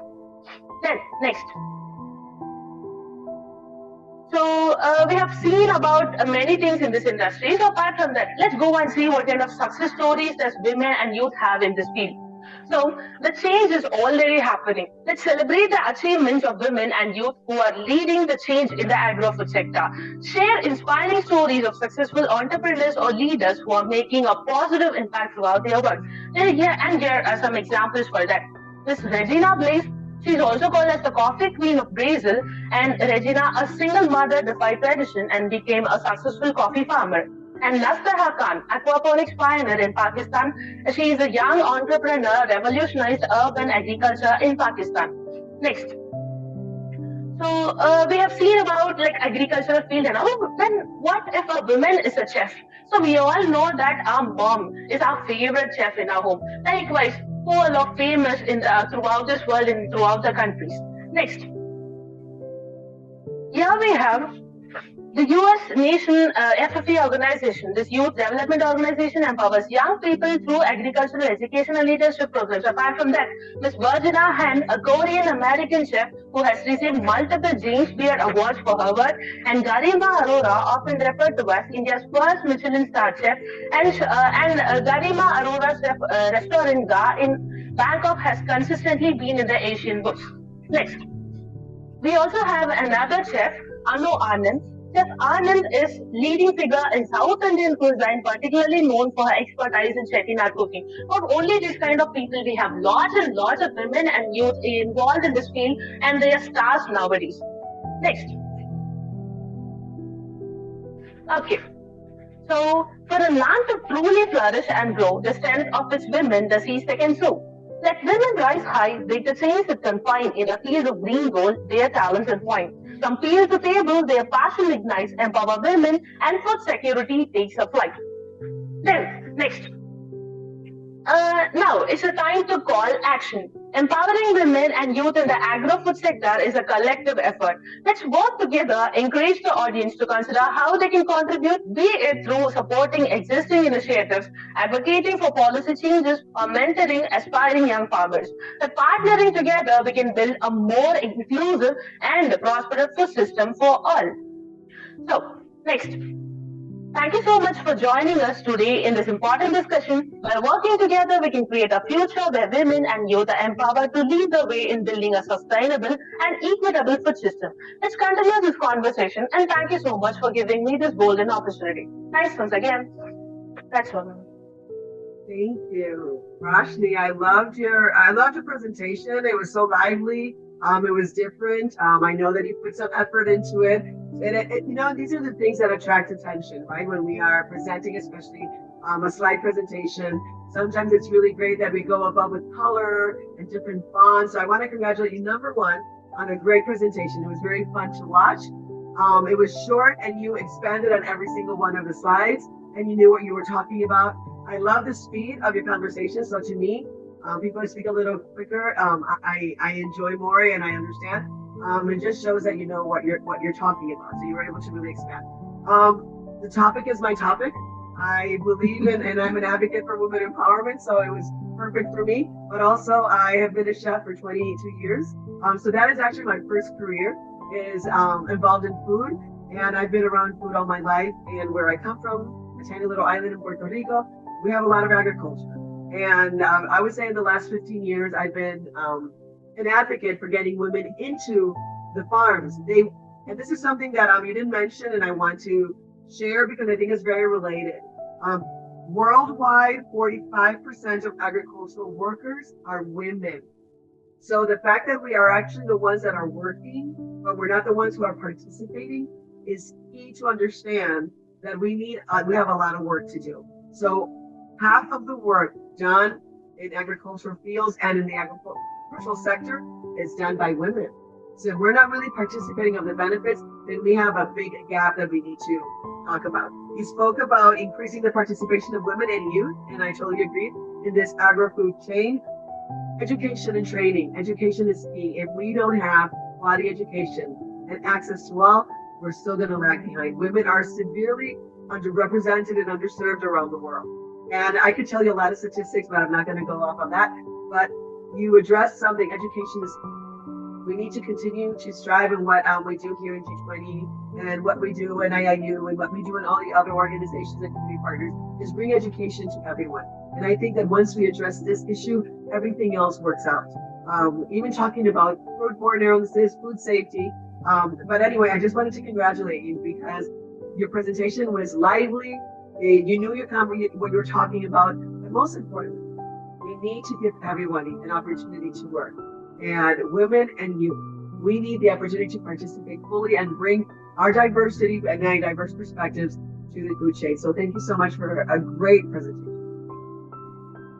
Thank you, Dr. Virginia. Thank you. Thank you, Roshni. Yes, Prasanna, sir. After you, please. Yes, that was an amazing presentation, Roshni, on the topic of participation of women and youth in the agro-food chains. Before I summarize, I would like to mention some points that women and youth are linked to the agriculture value chains from production to marketing and help the traditional farming for more productive. It also values the chains, the work opportunities for the women and men. And also it is mentioned that the 60 to 80% of the food produced in India have contributed the efforts of rural women.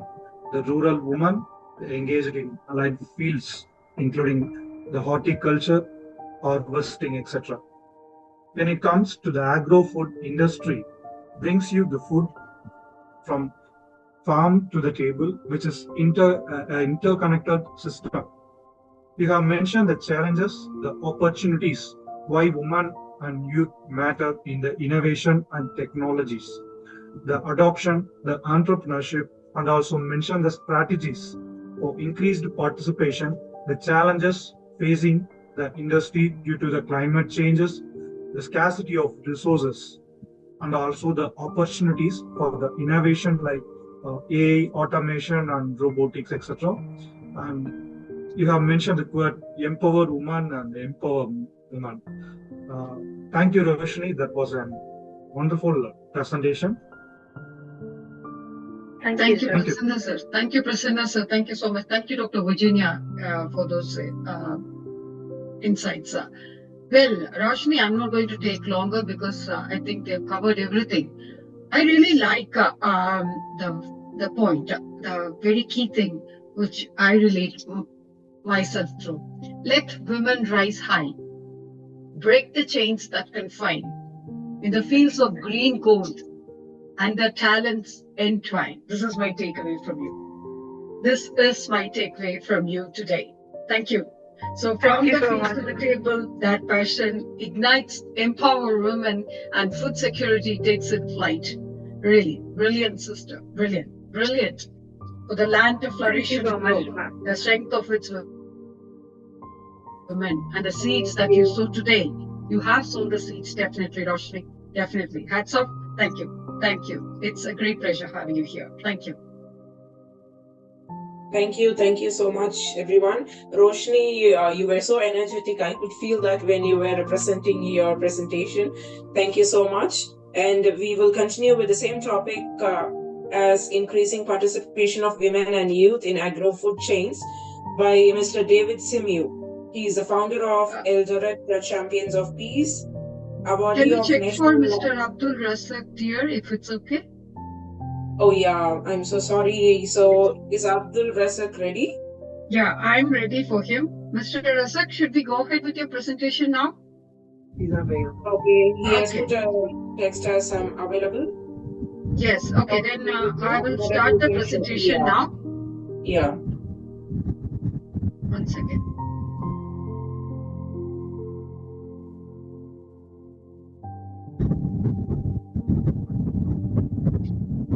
It's loading.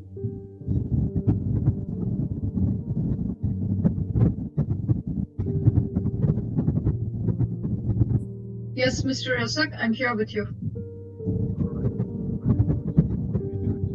You need to be a little audible. Can we go ahead?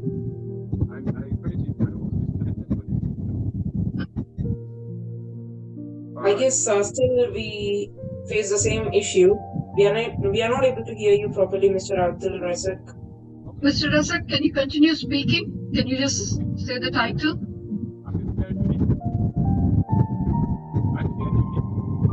Yes. Please go ahead.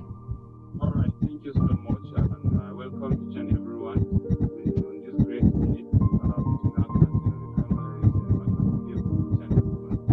Being part of this journey. As I stand here, I will present as the SDG, SDG 3, which centers on good health and well-being. So my topic goes on advocating for occupancy of health priorities, ensuring a healthy future for all. And I, Ambassador Abdulrazak from Nigeria, representing Taraba State Student Rescue Club. Next page. Next page. Yes.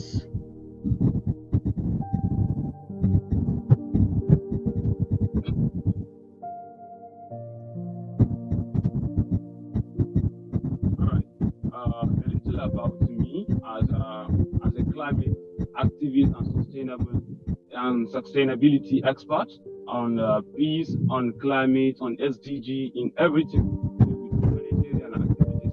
And Abdulrazak Abubakar is a climate change and sustainable development activist. He is the founder and the president of Taraba State Student Rescue Club, GSFN, a student accountability and support initiative that comprises data analysis, journalists, and activists and students. And also, Abdulrazak Abubakar is also the founder and the president of Youth Action for Climate Change, and a non-governmental organization that is activist on climate change, sustainable development to community. Sustainable community in Nigeria with access to information, climate change, and how to engage in free society on climate change. Little of my introduction. On behalf of the Taraba State Student Rescue Club, GSFN of Nigeria, and Global Peace Chain, United Nations, I am Ambassador Abdulrazak Abubakar once again from prestigious institution, University of Union. Hello everyone, and I am trying to be part today to discuss the critical importance of advocating for occupational health priorities on global scale. Let me start by understanding occupational health. Occupational health is about promoting and maintaining the highest level of physical, mental, and social well-being for workers.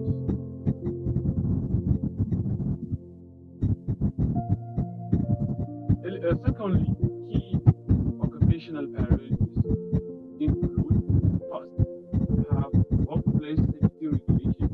It has to be prioritized. Second, mental health support. It also has to be prioritized in each and every community or society. And thirdly, economic design, which is also a principle or important crucial and access to healthcare service for all workers.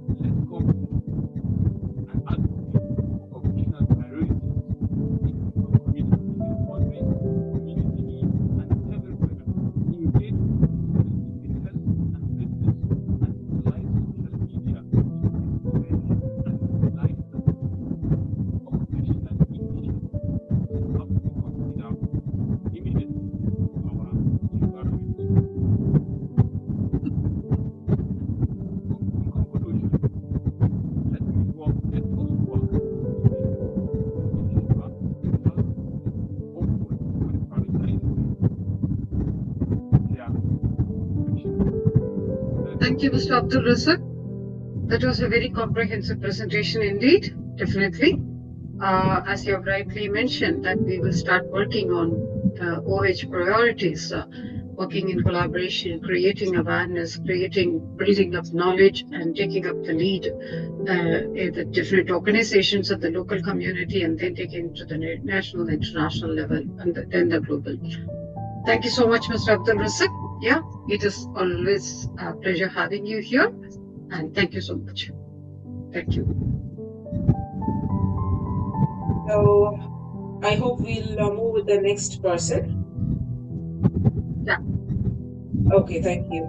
So as I said earlier, Mr. David Simiu is going to talk about increasing participation of women and youth in agro-food chains.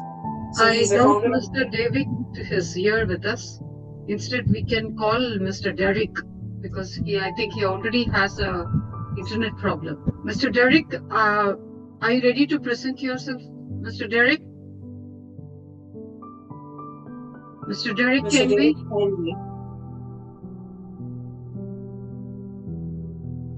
I guess he was there in the session. Yeah, he was on and off coming, and he had yes, some. Right now he's not there. Yeah, Mr. He's open. No, he is there. Yeah, he's there. Mr. Derek, we'd like to hear from you, please. Is it my turn, ma'am? Yeah, please go ahead with your presentation. Kindly introduce yourself, and you can go ahead with your presentation. Do you have a presentation to share, sir? Yeah, let me do that. I'm Derek Kainwi. I'm a final student in Cameroon. I'm studying geography and planning. I'm a climate activist and a youth leader. I'm presenting on increasing. Please, can you see my presentation? It's blurred. Please, just a minute. That's one of the problems we're facing over here. Okay. I'm not sure we could have the presentation. Even if we can have the presentation, maybe I will just go ahead with what I have to present. Okay, can you share it in the chat box quickly? Okay, let me do that. By the time Miss Patience,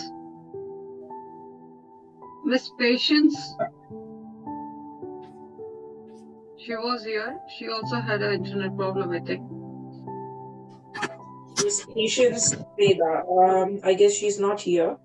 She was here sometime before, I think. Okay. Okay, we have. So, I hope we shall continue with the same person, Madam. Yeah. Derek. Yeah. Yeah, Mr. Derek. Yeah. I'm just working on having the presentation, though it's not still going. I don't know. My mission seems. Mr. Derek, can I help you, please? Can you share it in the chat box? That's what I'm trying to do right now.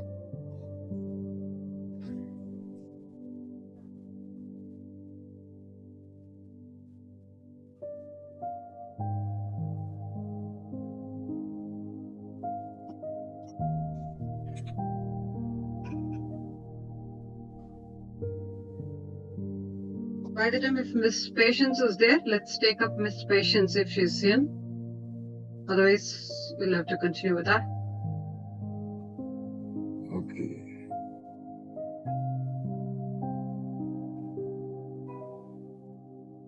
Do you want to do it without your presentation, Mr. Derek? Yeah, that's better. That's better. Okay. Okay. I'm focusing on increasing the participation of women and youths in agro-food chains, and we realize that I'm talking in the context of Africa. Africa is a diverse continent. We don't see you, Mr. Derek. I'm sorry to interrupt there. Your video is also closed.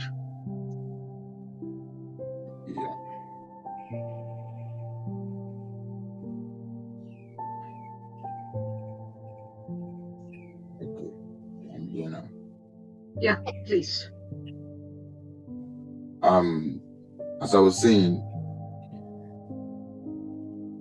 women and youths are very, very important when it comes to agro-food chains. They are the backbone of the communities, they are the backbone of the local communities, they are the backbone of the world.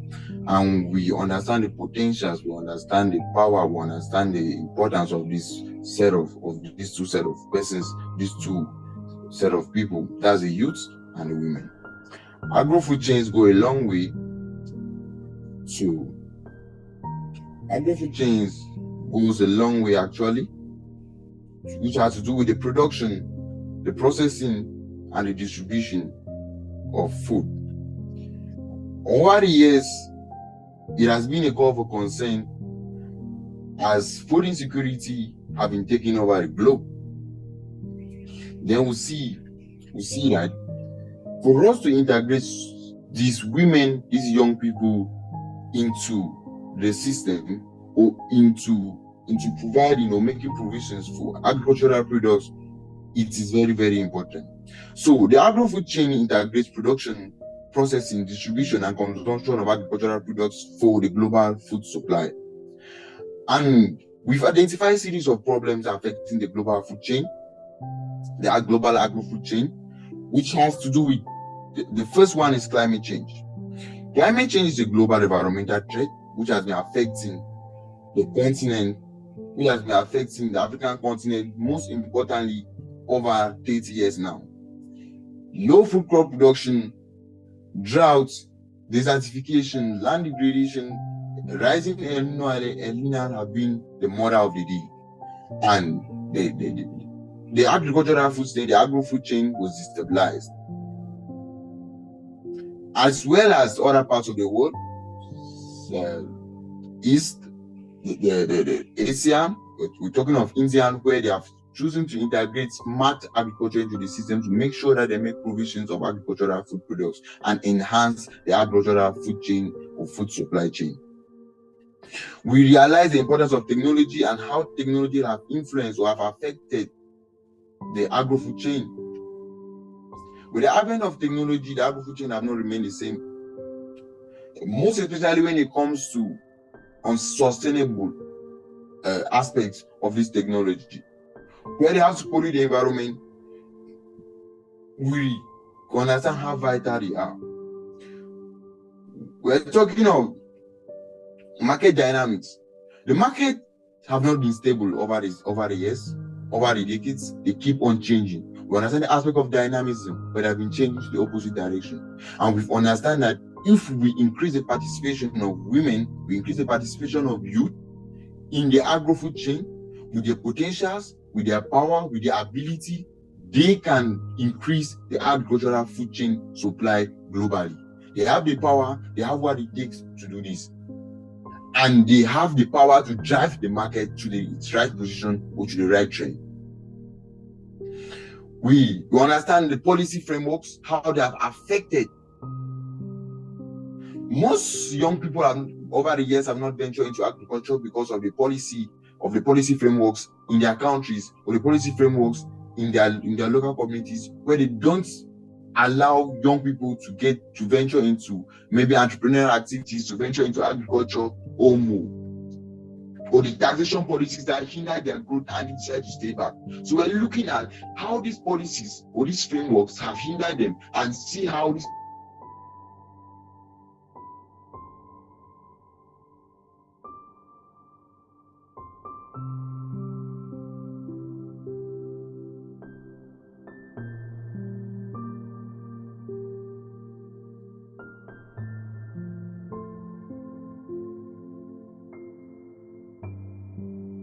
I think he's frozen, right? We lost him. Yeah, we lost him. Well, I think that it was important that you talked about the power and that women and youth bring. Oh, there we are. There we are. We can't hear you. We can't hear you. Looking at the importance of women and youth in the agro-food chain supply. On the entire agro-food chain, which has gone a long way. The agro-food chain is vital and it ensures food security, economic growth, and livelihoods worldwide. And it connects farmers to consumers. It facilitates efficient production and processing, as well as distribution of food. It supports rural development, foster innovation.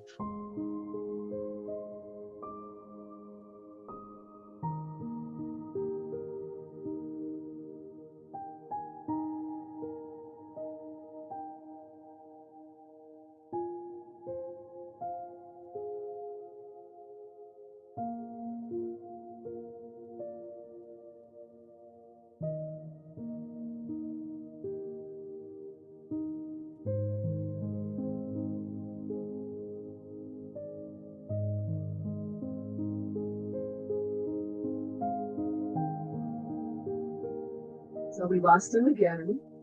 I think we have lost him. I'm just trying to track Dr. Herbert at least. I think he's coming back. Sorry, the system keeps taking me in and out. I don't understand what's going on. Sorry about that. It happens. Yeah. So as I was saying, the agro-food chain is very vital. And we have looked at some key factors or some key aspects that have affected the agro-food chain. And we understand that it is now time for us to integrate people into the system that have the potentials, that have the power, that have the will, that have the desire and the zeal to ensure food insecurity globally is a threat. This is not just in my local community, this is not just where you're located. And we're also looking at sustainability and environmental conservation. How can we ensure that the agricultural food chain, or the agro-food chain, stays intact and the environment?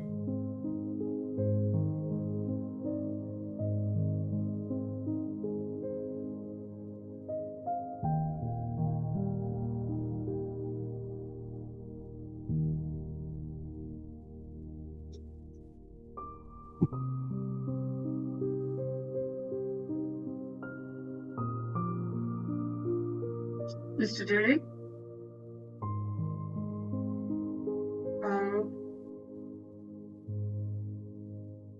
Again, there's a problem with his internet connection, I guess, madam.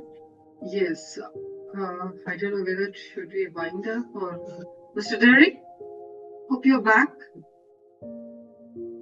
Yeah, he is there in the session. I don't know. Yeah. I'm not wrong. I'm not sure I don't know what's wrong with the system. It happens. So you can conclude your session, please. Yeah, let me conclude. Yeah, we're looking at women, youth in agri-food chains. It is absolute that we empower youth and women in stabilizing the agri-food chain, which is very crucial for sustainable agricultural development. We have some key things that ensure that we can use. Those are points are being empowered and women are integrated to this pertinent aspect, which is skill. First of all, we have skill development. We need to provide women and youth the training, the capacity and programs to help them acquire essential agricultural skills such as crop management, post-harvest handling, value addition techniques, and to enhance productivity and quality within the agro-food chain. Also, we should also ensure that these youths and women have access to resources. Ensure equitable access to resources like land, finance, inputs, and technology for youths and women to engage effectively in agricultural practices, thereby increasing their participation and contribution to the value chain. We need to empower them, and we need to emphasize on entrepreneurship. We need encouragement among the youths and women by promoting agribusiness opportunities, facilitating and establishing a small-scale enterprise, and supporting innovation in food processing, packaging, marketing to add value along the agro-food chain. Also, we need to ensure that we have market linkages. Market linkages here, we need to create linkages between youths, women, and market opportunities. You are out there, you know what is needed in your community, you know what is needed where you are. Maybe you are in Asia, maybe you are in India, you know the markets. Why don't you just encourage young people by assuring them that after the production, there will be a market for you? We need to establish a market for them. We need to establish cooperatives and leverage digital platforms to connect producers to buyers. That is where technology comes in, but that's where innovation comes in. And we need to ensure that these young people have market access and ensure some fair trade practices. Then we need to adopt sustainable practices. We need to encourage youths and women to adopt sustainable agricultural practices, that is adapting to the adverse effects of climate change and ensuring environmental conservation, such as organic farming, which is very vital. And we need to encourage these young women and youths to adopt conservation agriculture and climate smart techniques. This can be seen in India and part of Asia, where they have embraced this organic agriculture and smart climate techniques of farming to ensure that they have high food crop productivity and also ensure food security. And we need to promote environmental stewardship, mitigate climate change impacts, and ensure long-term resilience in the agro-food chain. So we need to ensure that we can only do this. If we do all this without advocating or without developing policies to ensure that this is very active, we will be a failure. We are looking at the world where we already have policies. People are already advocating, but it's not yet enough. So we need to advocate and ensure that these young people and these women engage in policy making by empowering youth and women to engage in advocacy efforts, participate in decision-making processes, and influence policies that promote gender equality, inclusivity, and to support small-scale farmers, thereby creating and enabling an environment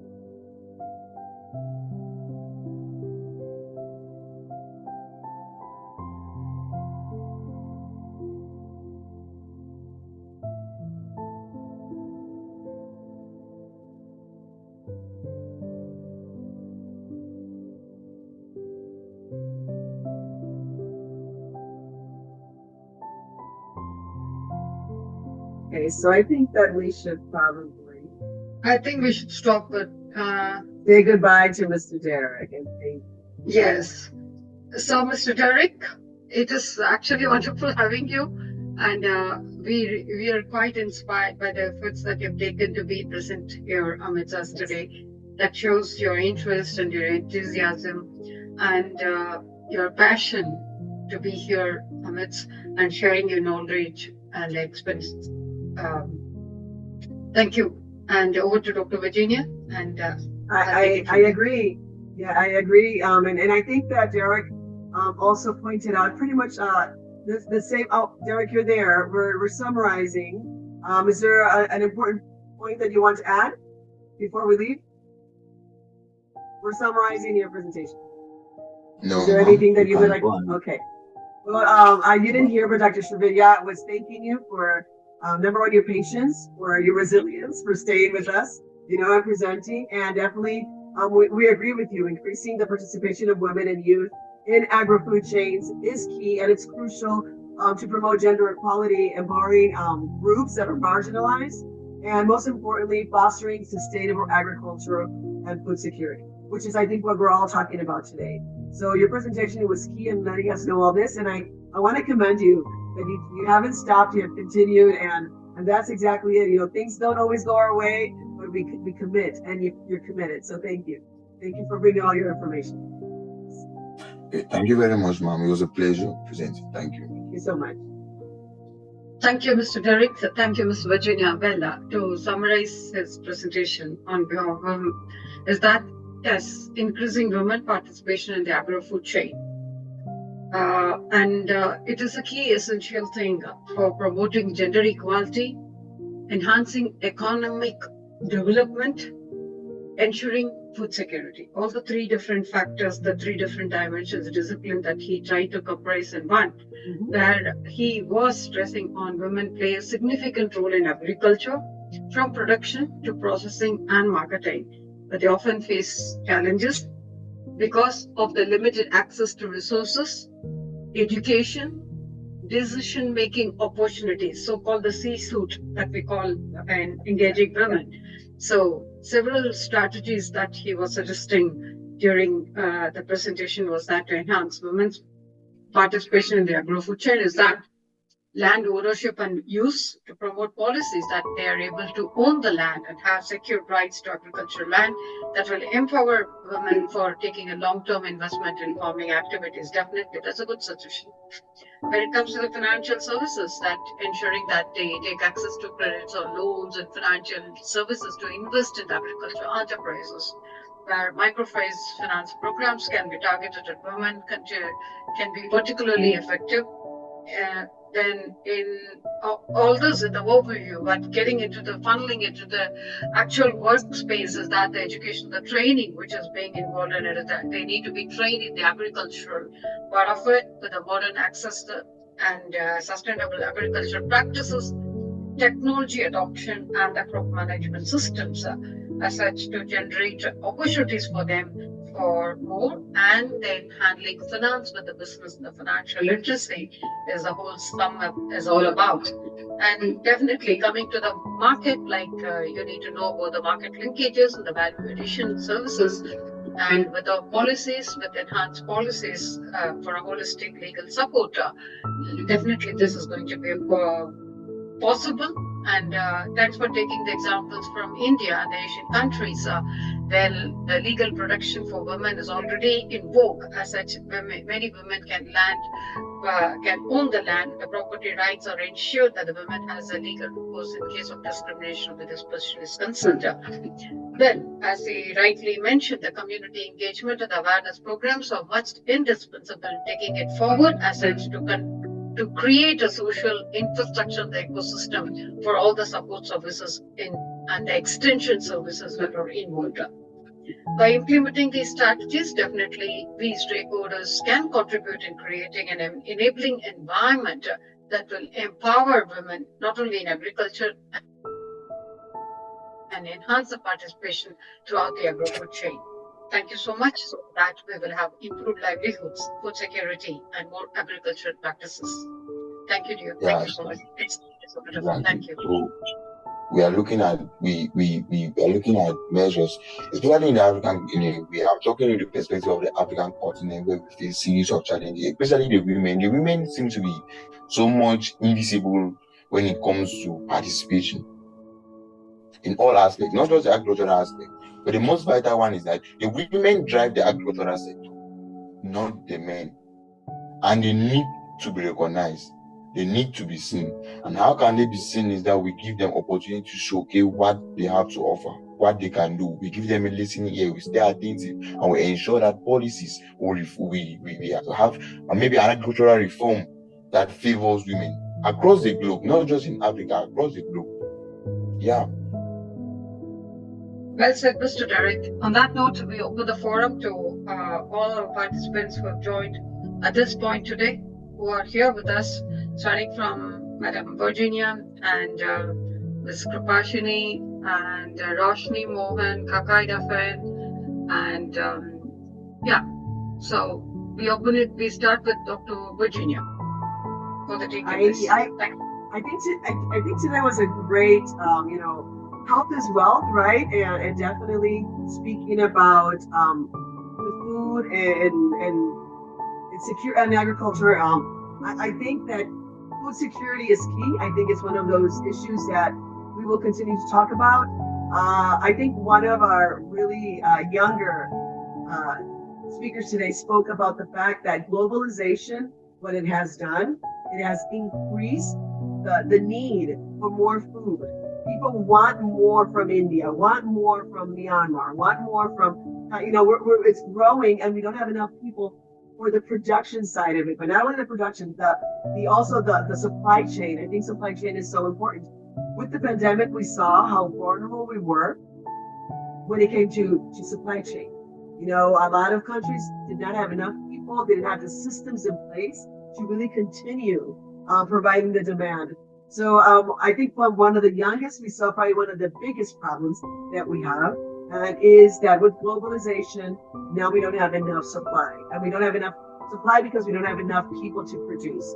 So if we were able to activate the motor, the engine of women and youth, we would definitely resolve the situation. We've seen it again and again and again. We also spoke about food safety. Food safety starts at home, but it starts with education. You're never going to know not to mix poultry with meat and vegetables if you don't get educated that this is cross-contamination and it can cause foodborne illnesses. So again, I think that today what we've seen again and again is that education continues to be key, that we really need education to promote and to protect humans. And that the more we continue to bring these platforms and we continue to include our younger speakers so they can actually express and they can realize how important they are in the future, but not only in the future, in the present. I was so happy to see Sia and Vipana because they're so young, but they were so responsible. They were so articulate. They took ownership of the presentation. So today was a great day. I think for all of us, it was a great win. Seeing Mr. Derek leave and come back and leave and come back and leave and come back and not give up was also very wonderful. So I think that all in all, today was a very great day for presentations. They were clear, they were succinct, they were concise. I think we all learned so much today. So I want to congratulate every speaker and obviously my panel colleagues, that we summarize. Many times we bring out the most important thing because the speakers do so eloquently what they do. But thank you all. And Dr. Srividhya, bravo for you because you continue to create these platforms that are so great and that bring in so much new talent. I am very excited for what I saw today. I know, because the topic is such that when I can very much relate the word women empowerment to you. Yes. So it's wonderful having you here, and you have been such a brilliant support, definitely. Yes. Roshni, would you like to add on since you're here now? Yeah, ma'am. Actually, I have to thank everyone, especially G20 and my IGEN team for giving me this opportunity. Actually, I had an opportunity to present previously, but then I had again some network issues and like lots of showers and that. But this time, actually, I plan to convey many things. So I think I'm a bit satisfied of what I thought and what I presented. And it's an honor to present in front of you all, especially about women empowerment in amongst vibrant women across many countries, including you, Elmina ma'am, and Virginia ma'am. And it's my honor to do it. Thank you so much. Thank you, Roshni. Definitely, yeah. So we're so happy to see the youngsters, the youth in the lead. That's what is the thing. And we are so happy that you're coming in, following us, saying that, okay, you'll be able to take the lead forward after, we don't need to worry about exactly where this is going to end to. So we know that exactly who to give the mantle to. Yes. Thank you. Thank you, dear. Yes, Ms. Kakai? Yeah. Ms. Kakai? Ms. Daffan? Yes. Yes. Would you like to say anything about the session? Yeah, thanks for the opportunity. And I've learned a lot, and it's creating some learning, like things I didn't know about. So I'm enjoying the system, and I would wish to learn more the other presentations. And thanks for being so welcoming. Thank you, Ms. Kakan. Yes. Today's newcomer, Ms. Krubashini Jaykumar. Yes, ma'am. After you. Yes, ma'am. Thank you. Thank you so much for making me a part of this meet.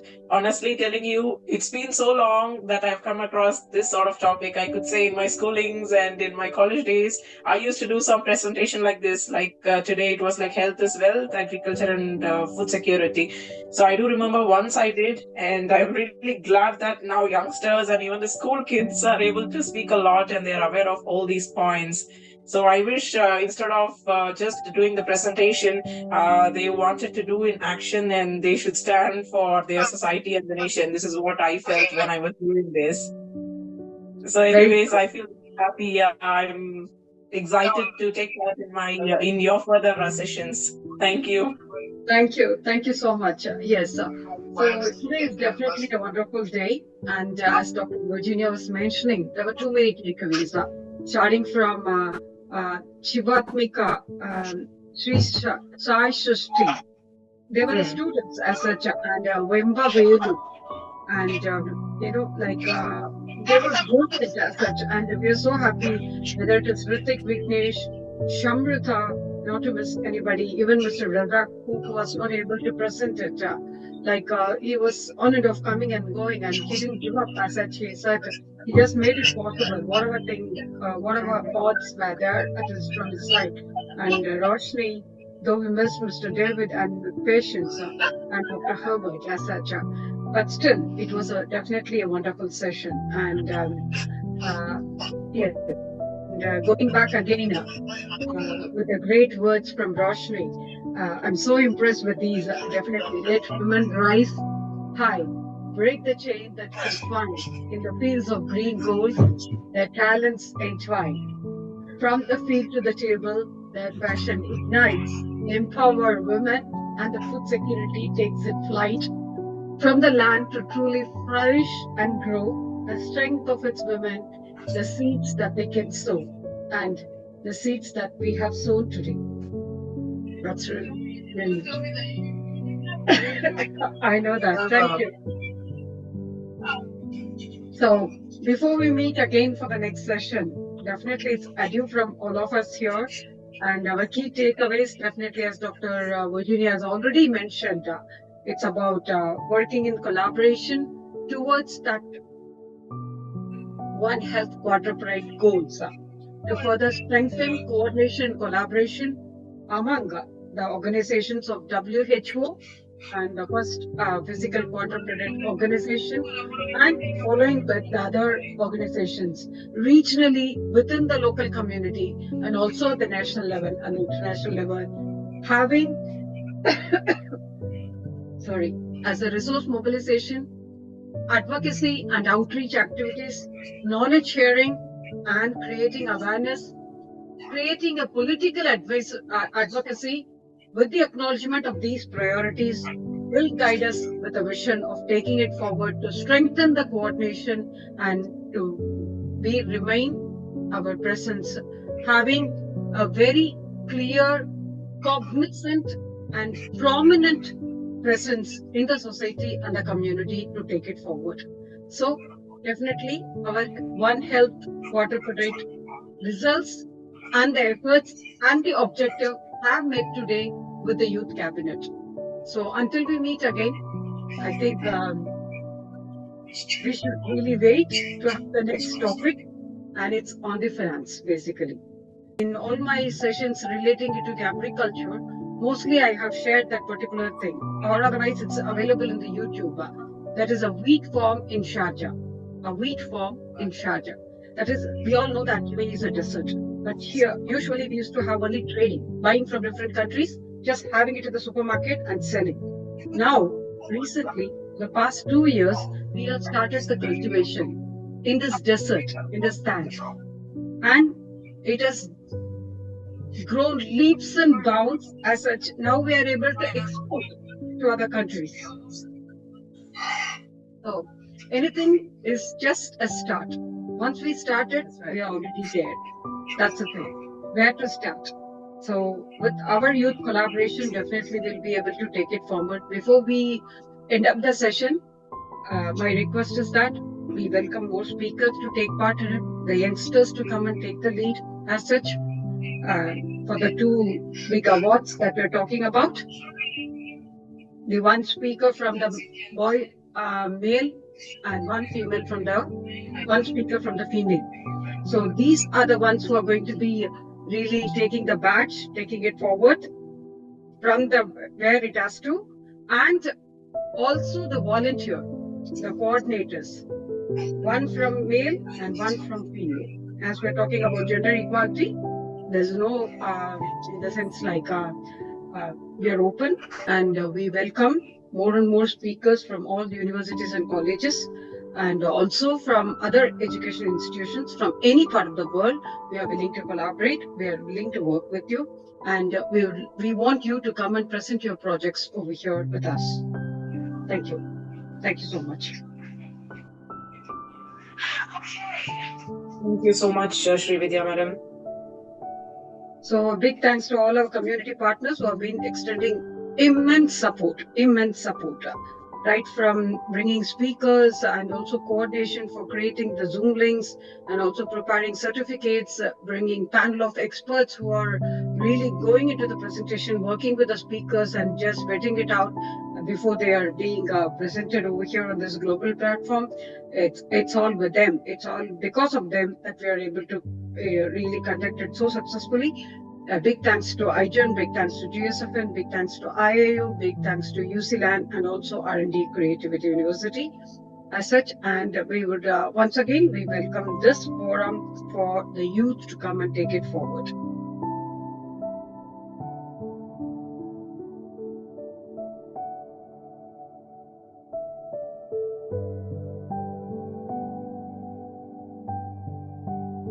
Thank you, Ms. Kripashini. So until we meet again, it's adieu from all of us. Thank you so much, madam. All our Bye. partners, speakers, panel of experts. Thank you, Niranjan, for all your immense support that you have been extending exclusively, and it really needs a mention. Thank you.